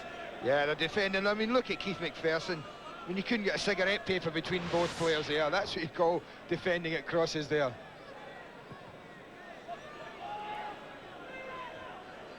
The flick on was from Quinn, back from Bellamy. Otto. Livet playing it into the space. Steve Francis deciding to get involved here. Played for Chelsea as a 17-year-old.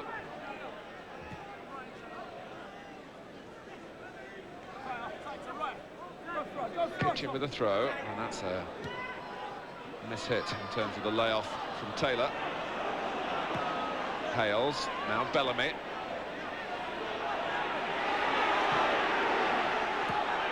It's a good turn by Taylor. Is it going to lead to a shot? And it's a deflected shot that, well, for a second looked certain to drop in under the bar. First real glimpse, wasn't it, of Robert Taylor. He turned very, very well away from Parkinson there. First time he's been able to do that. But again, it's a defender's leg that saves the day. Even Jilts has been brought back this time by Reading, who've just left Lambert upfield.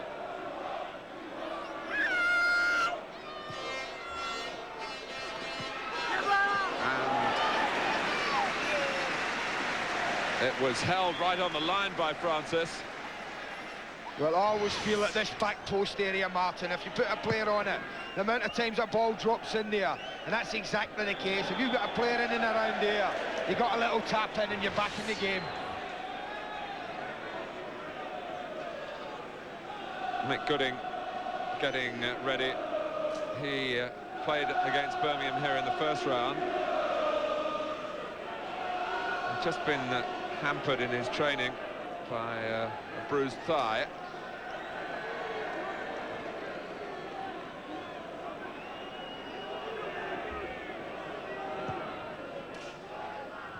Quinn's header, no surprise in that. May well be that it's James Lambert that might be looking to Martin. He's had to work tremendously hard, the young kid on that far side, as we've spoken about already tonight. And he may be looking for Mick Gooding just to bottle up that left-hand side.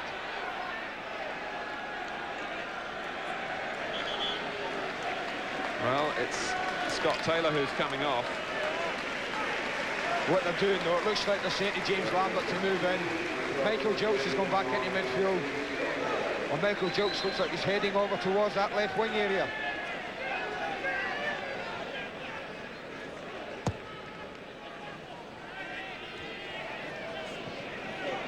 Well, now we've got exactly the Reading 11 that started against Birmingham, but certainly not in the same formation.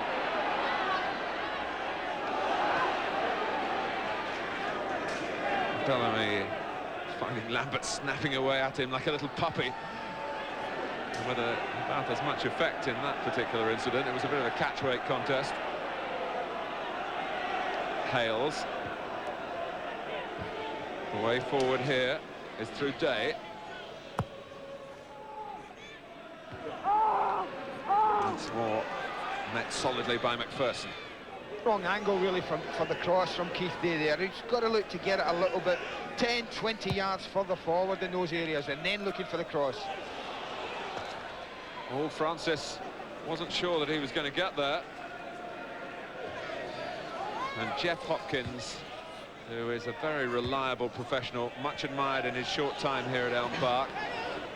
And praised by Mark McGee before the game for the way he's been able to put the injury sustained here on Tuesday night behind him so quickly by doing exactly the right professional things ever since the tackle that caused the problem took place, including coming off, which not always players are prepared to do. They just can't keep the ball though, Reading, can they? Again, they've been hustled out of it. And there'll be one or two very tired legs in this Reading side. We're inside the final 20 minutes.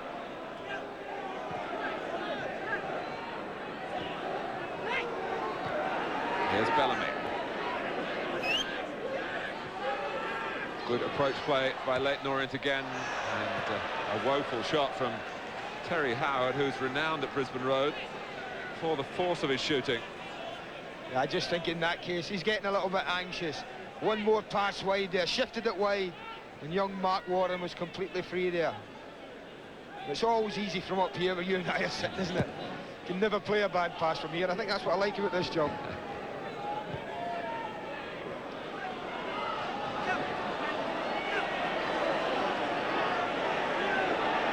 Hales. And there's Gilks recognising that he's got to do that work that Lambert had taken upon himself since the substitute Mick Gooding, who's on the ball here, came on. Lambert switched to this side of the pitch. Might be getting to the time in the game as well, Martin, where Peter Eustace has got to take a chance and go man for man at the back and possibly push Kevin Hales further into the midfield area and just say to his two centre-backs, listen, it's up to you to try and keep their two front men quiet. We've got to get a goal from somewhere. His other substitute, Chris Zorisic, is a defender.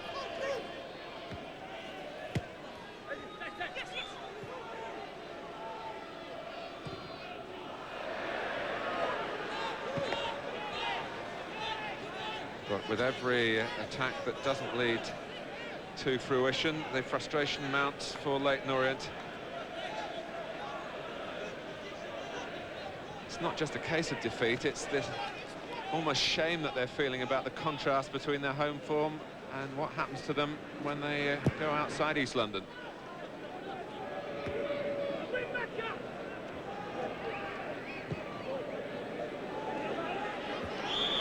Lambert was jumping into Bellamy, free kick.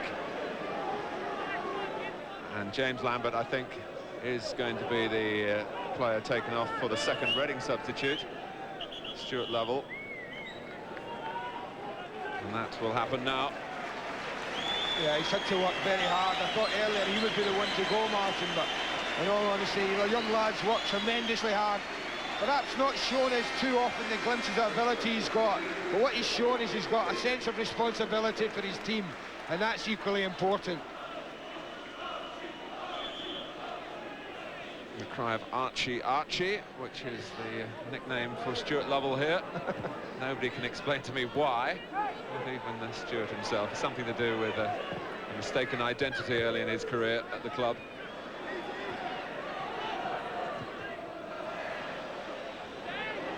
Too anxious to please there, the new arrival. Hales. Levitt. Bellamy. Three in a line through the centre for Leyton Orient. But by being in the line, any little touch there is not likely to reach either of the players who weren't involved, either side of Robert Taylor.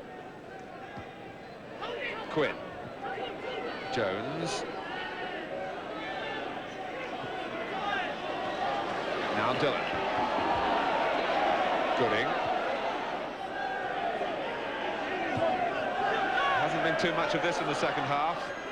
Reading on the attack. And one or two olays coming from the supporters who must be beginning to believe that the second half sting has been drawn from Leyton Orient. I think that's relief more than anything, Martin. Jocks worked hard to reach the ball.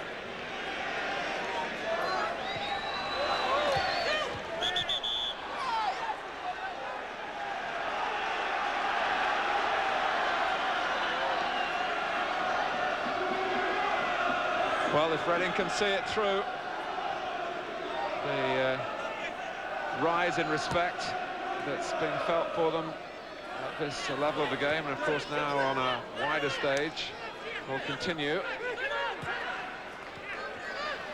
They'll be looking for us to cover their next round as well and they get through, won't they?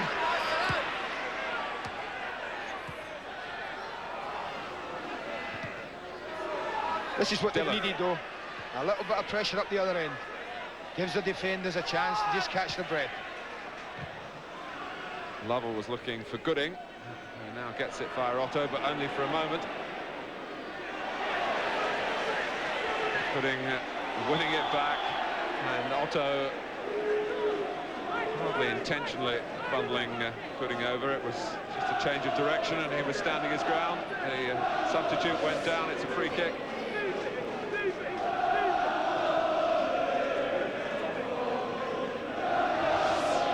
Well, the supporters beneath us here haven't been confident enough to sing too many victory anthems in the second half. The shape of the game has worked against them, but the shape of the scoreline is encouraging it now as the clock ticks down. And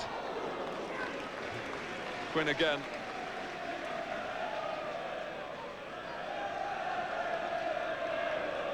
Well, the hors d'oeuvres have been served here. Let's have another look at the other dishes coming up. Wycombe Wanderers against West Bromwich Albion. West Brom, who were put out by Leyton Orient last season. Then, of course, the Manchester Derby, and then the cup draw, which will happen at 6:30, and no reason to suppose that Reading won't be in it. Always a special day in the football calendar, that third round draw of the FA Cup. I was just trying to remember there who put West Brom out 2 seasons ago. I have to. Oh, and here's Jokes. This will settle it. Down he goes now. What will happen to Paul Heald? It's a penalty on a ground where Reading got a penalty in the first round and Martin Thomas was sent off, but it's not going to happen to Paul Heald here. Well, there's a talking point for you. I think this is more like a sending off than any I've seen for quite some time. So he doesn't go deliberately, but you see his left leg come out there and take Michael Jilks. No other defender around. I think that new rule, that's a clear case. Paul Heald's a lucky man to be facing this penalty. Well, Jimmy Quinn failed with the penalty in the first round. If he scores here in the second round, surely Reading will go through. Jukes watches, up goes Quinn, and buries it! Oh, it was a blur! That's the game. Yeah, Matt McGee said when they played Birmingham, that's not the way Jimmy Quinn hits penalties. He said he runs up, he picks his spot, and he crashes it in. Now he showed us exactly what Matt McGee meant. Picks his spot here and drills it. Don't move, goalkeeper. There's a perfectly good net that's going to stop that. 2 for Quinn, 3 for Reading. Round 3, here we come.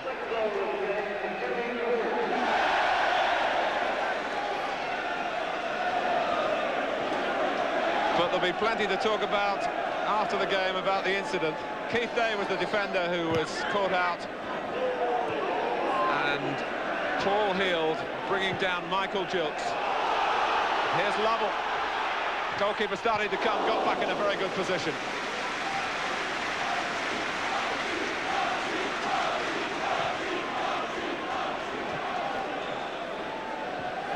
Well, if Martin Thomas of Birmingham City is watching, I wonder what he makes of the ruling. See, I'm not a lover of the rule in the first place, Martin, as you well know. I think a penalty, sufficient punishment for a goalkeeper in that situation. And I'm not too concerned that he hasn't sent the goalkeeper off, but we know rules are there to be adhered to.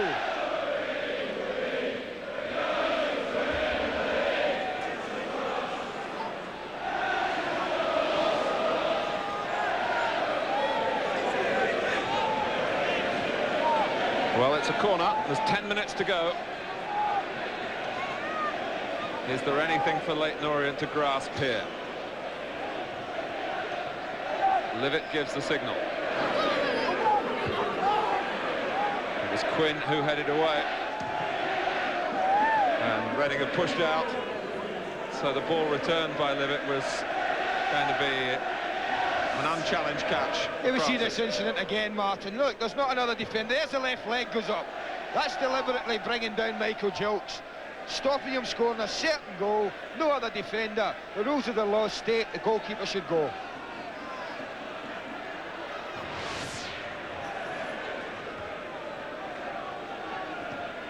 I just think when you see the penalty dispatched in that way, that Jimmy Quinn dispatched that, I just think that's enough punishment for the goalkeeper. Well, it's just a case of consistency. The law was brought in to try and give some consistency for referees. We had an incident in the Coca-Cola Cup tie, was it, between Arsenal and Derby in midweek. Steve Sutton handled outside the penalty area. The Derby goalkeeper wasn't sent off. But Paul Heald has been beaten 3 times tonight, and as you say, that's punishment enough, really. I think no one likes seeing goalkeepers sent off, Mark. I think that's the bottom line. And of course in the FA Cup there is no substitute goalkeeper, unlike the Premier League. So it has to be an outfield player. Of course, Trevor Matthewson covered himself in glory by saving that half-hearted penalty from Jimmy Quinn here 3 weeks ago. Didn't say half-hearted at the time, but having seen tonight's effort, it certainly was half-hearted. Howard.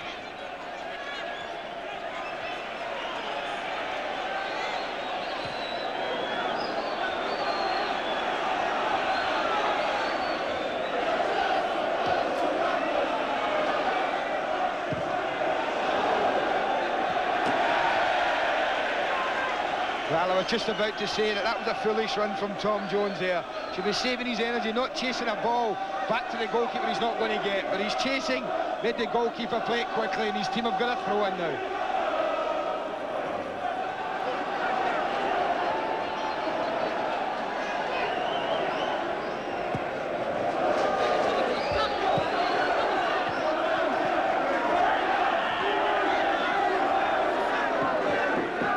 Tom Jones has more than played his part. He came here from Swindon, where he loved playing in the cultured style that Swindon developed with Ozzy Ardiles and Glenn Hoddle, of course, after that.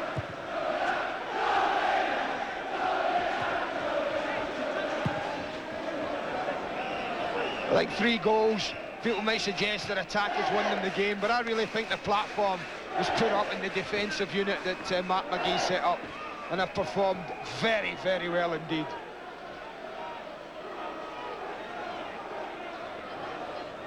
Well, in terms of possession, if that was the evaluation of tonight's game, you'd probably be shading Leyton Orient to go through. But it's what you do with the possession that counts.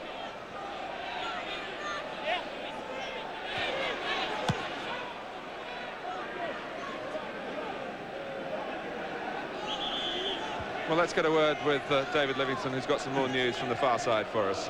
Martin, just a humorous angle in the penalty incident. When the kick was awarded, Mark McGee says, well, that's great, but he says as long as the goalkeeper doesn't get sent off and they put the centre half in goals, obviously a reference to what happened last time. Well, if there are one or two jokes down there on the bench now, they must feel that they've got through. To be fair, I don't think 3 goalkeepers would have saved that penalty at Jimmy Quinn's.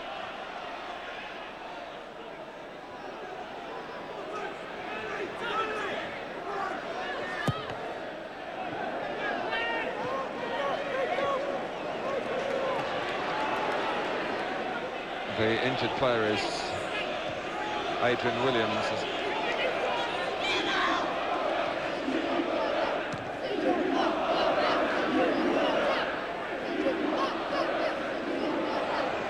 Well, no one will want to be drawn away to Reading tomorrow evening. Not if it's live on Sky, man.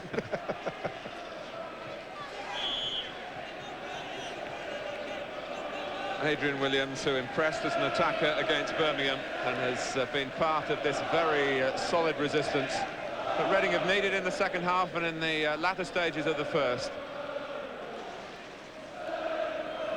And it's not a long journey home for the Leyton Orient supporters, but some of them are heading away to the exits now, while Mark McGee lays down the law to his players, knowing that there's still 4 minutes of the job to be done.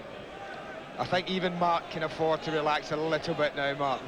But don't you feel sorry for those who travel with Leyton Orient and have had very little satisfaction?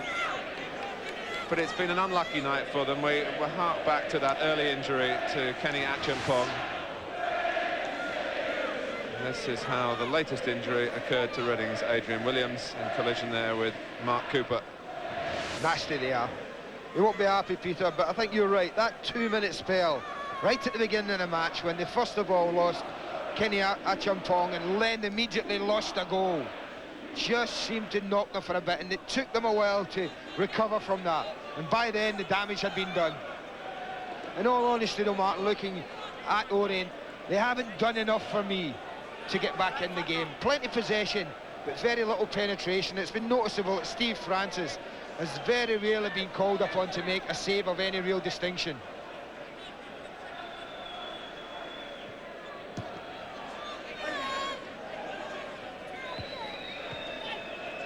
Hopkins.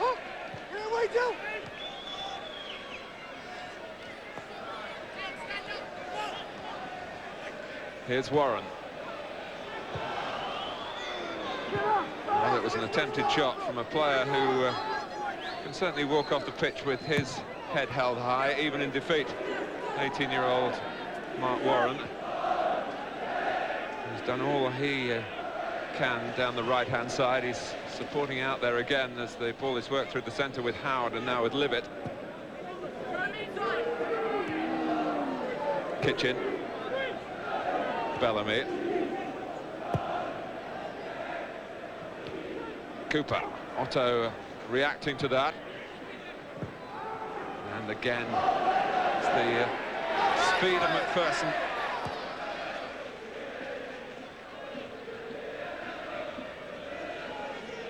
It's not a new problem for Leyton Orient, travelling poorly. Peter Eustace perhaps looking to get 1 or 2 more Northerners into the team. Gary Bellamy and Sam Kitchen.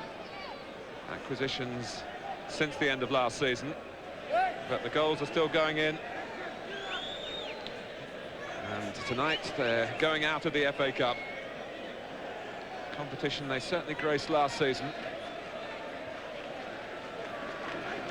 He's obviously struggling, Adrian Williams, Martin. He's just gone and stood on the halfway line. McPherson again. Otto. And the flag is up.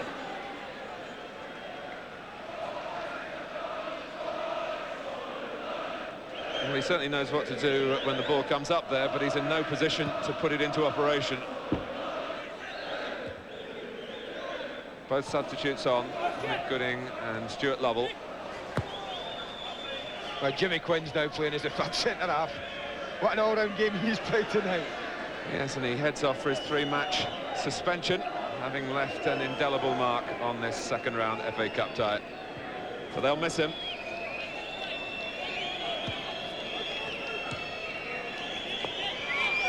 Mark McGee might start having to play again. Still a little bit of defending to do here. Free kick conceded by Hopkins.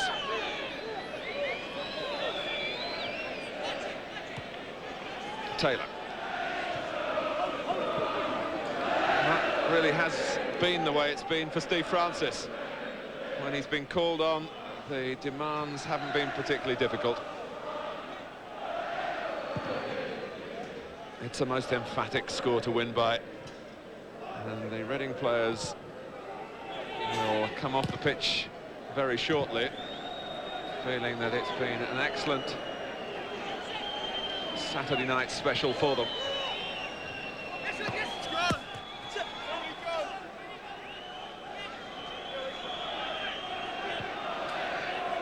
There's Jimmy Quinn, centre-half.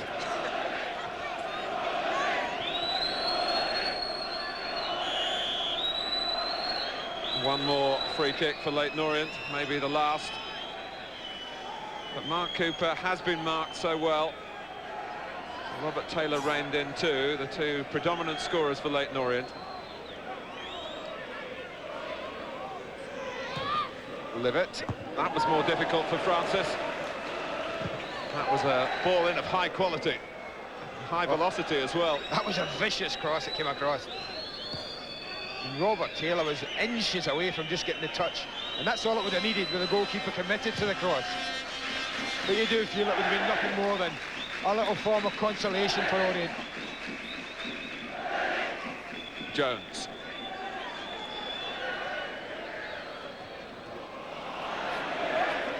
Here's Livet.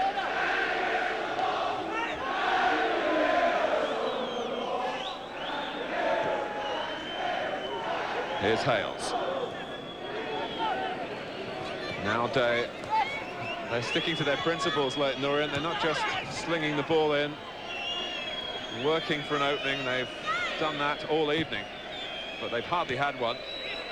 It's just that deflected shot from Robert Taylor that dipped over the bar.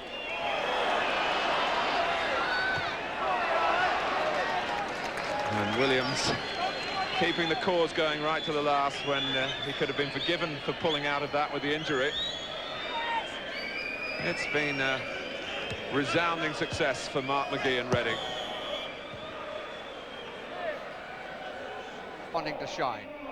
Blackburn Stuart Ripley returning home for the first time since his £1 million plus transfer in the close season. Tommy Wright, the Scotsman brought by Middlesbrough to replace him. And Craig Hignett, the latest to make tracks from Crewe, who now makes his home debut. The team he plays for shows 4 changes from the side beaten 4-1 last week at Oldham. Nicky Moan gets his first game of the season in the Middlesbrough shirt, and Andy Peake returns for the first time since the League Cup defeat by Newcastle in early October. No problems for Blackburn once Alan Shearer's ankle injury had cleared up. But there have been a few problems in scoring goals lately in spite of his efforts. Just 4 in the last 7 games after scoring 11 times in consecutive games. Brian Hill of Kettering is our referee. And Middlesbrough kick off attacking the goal to our left. Blackburn defending the only unbeaten away record not only in the Premier League but throughout the entire Football League. Usual position for you-know-who.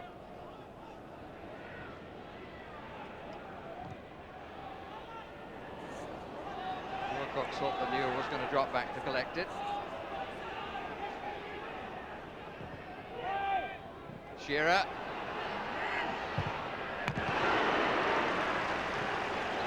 man confident in his ability. Newell had moved away to take a good position, as we might see from this. He's going off to the left, but Shearer determined he's going to get in the shot. Just didn't have the angle.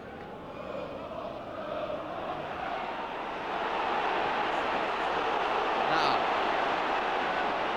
Tommy Wright. The deflection helped what was in fact rather a poor cross.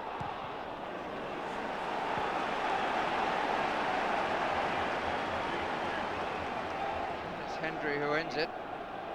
Phillips. Musto. Space left side for Wright. That's too long. Didn't actually need to touch it, Hendry.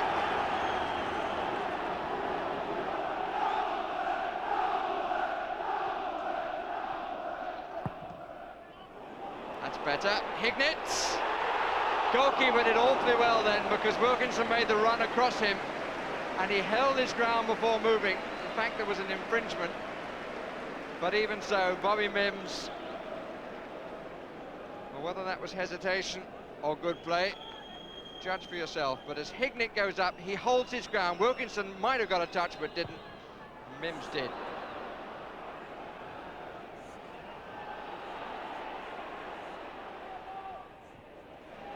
Invited the interception.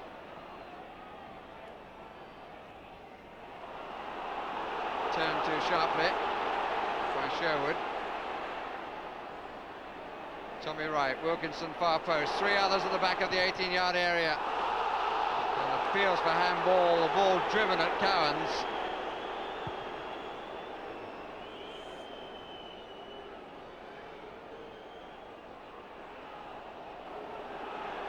No question of a penalty in my opinion. Right again. Better. Full stretch was Hendry. Neatly done by the other Hendry. Corner.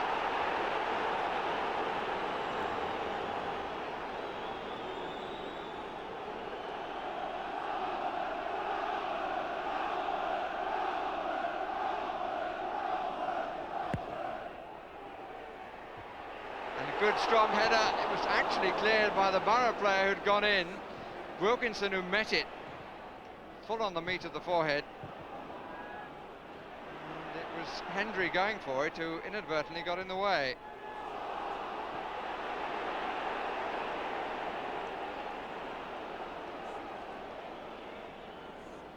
Typical header by Paul Wilkinson, and Hendry was looking to flick it over, but all he did was to flick it away. Paul Wilkinson, top scorer again at the moment for Middlesbrough with 9. Total of 24 last season.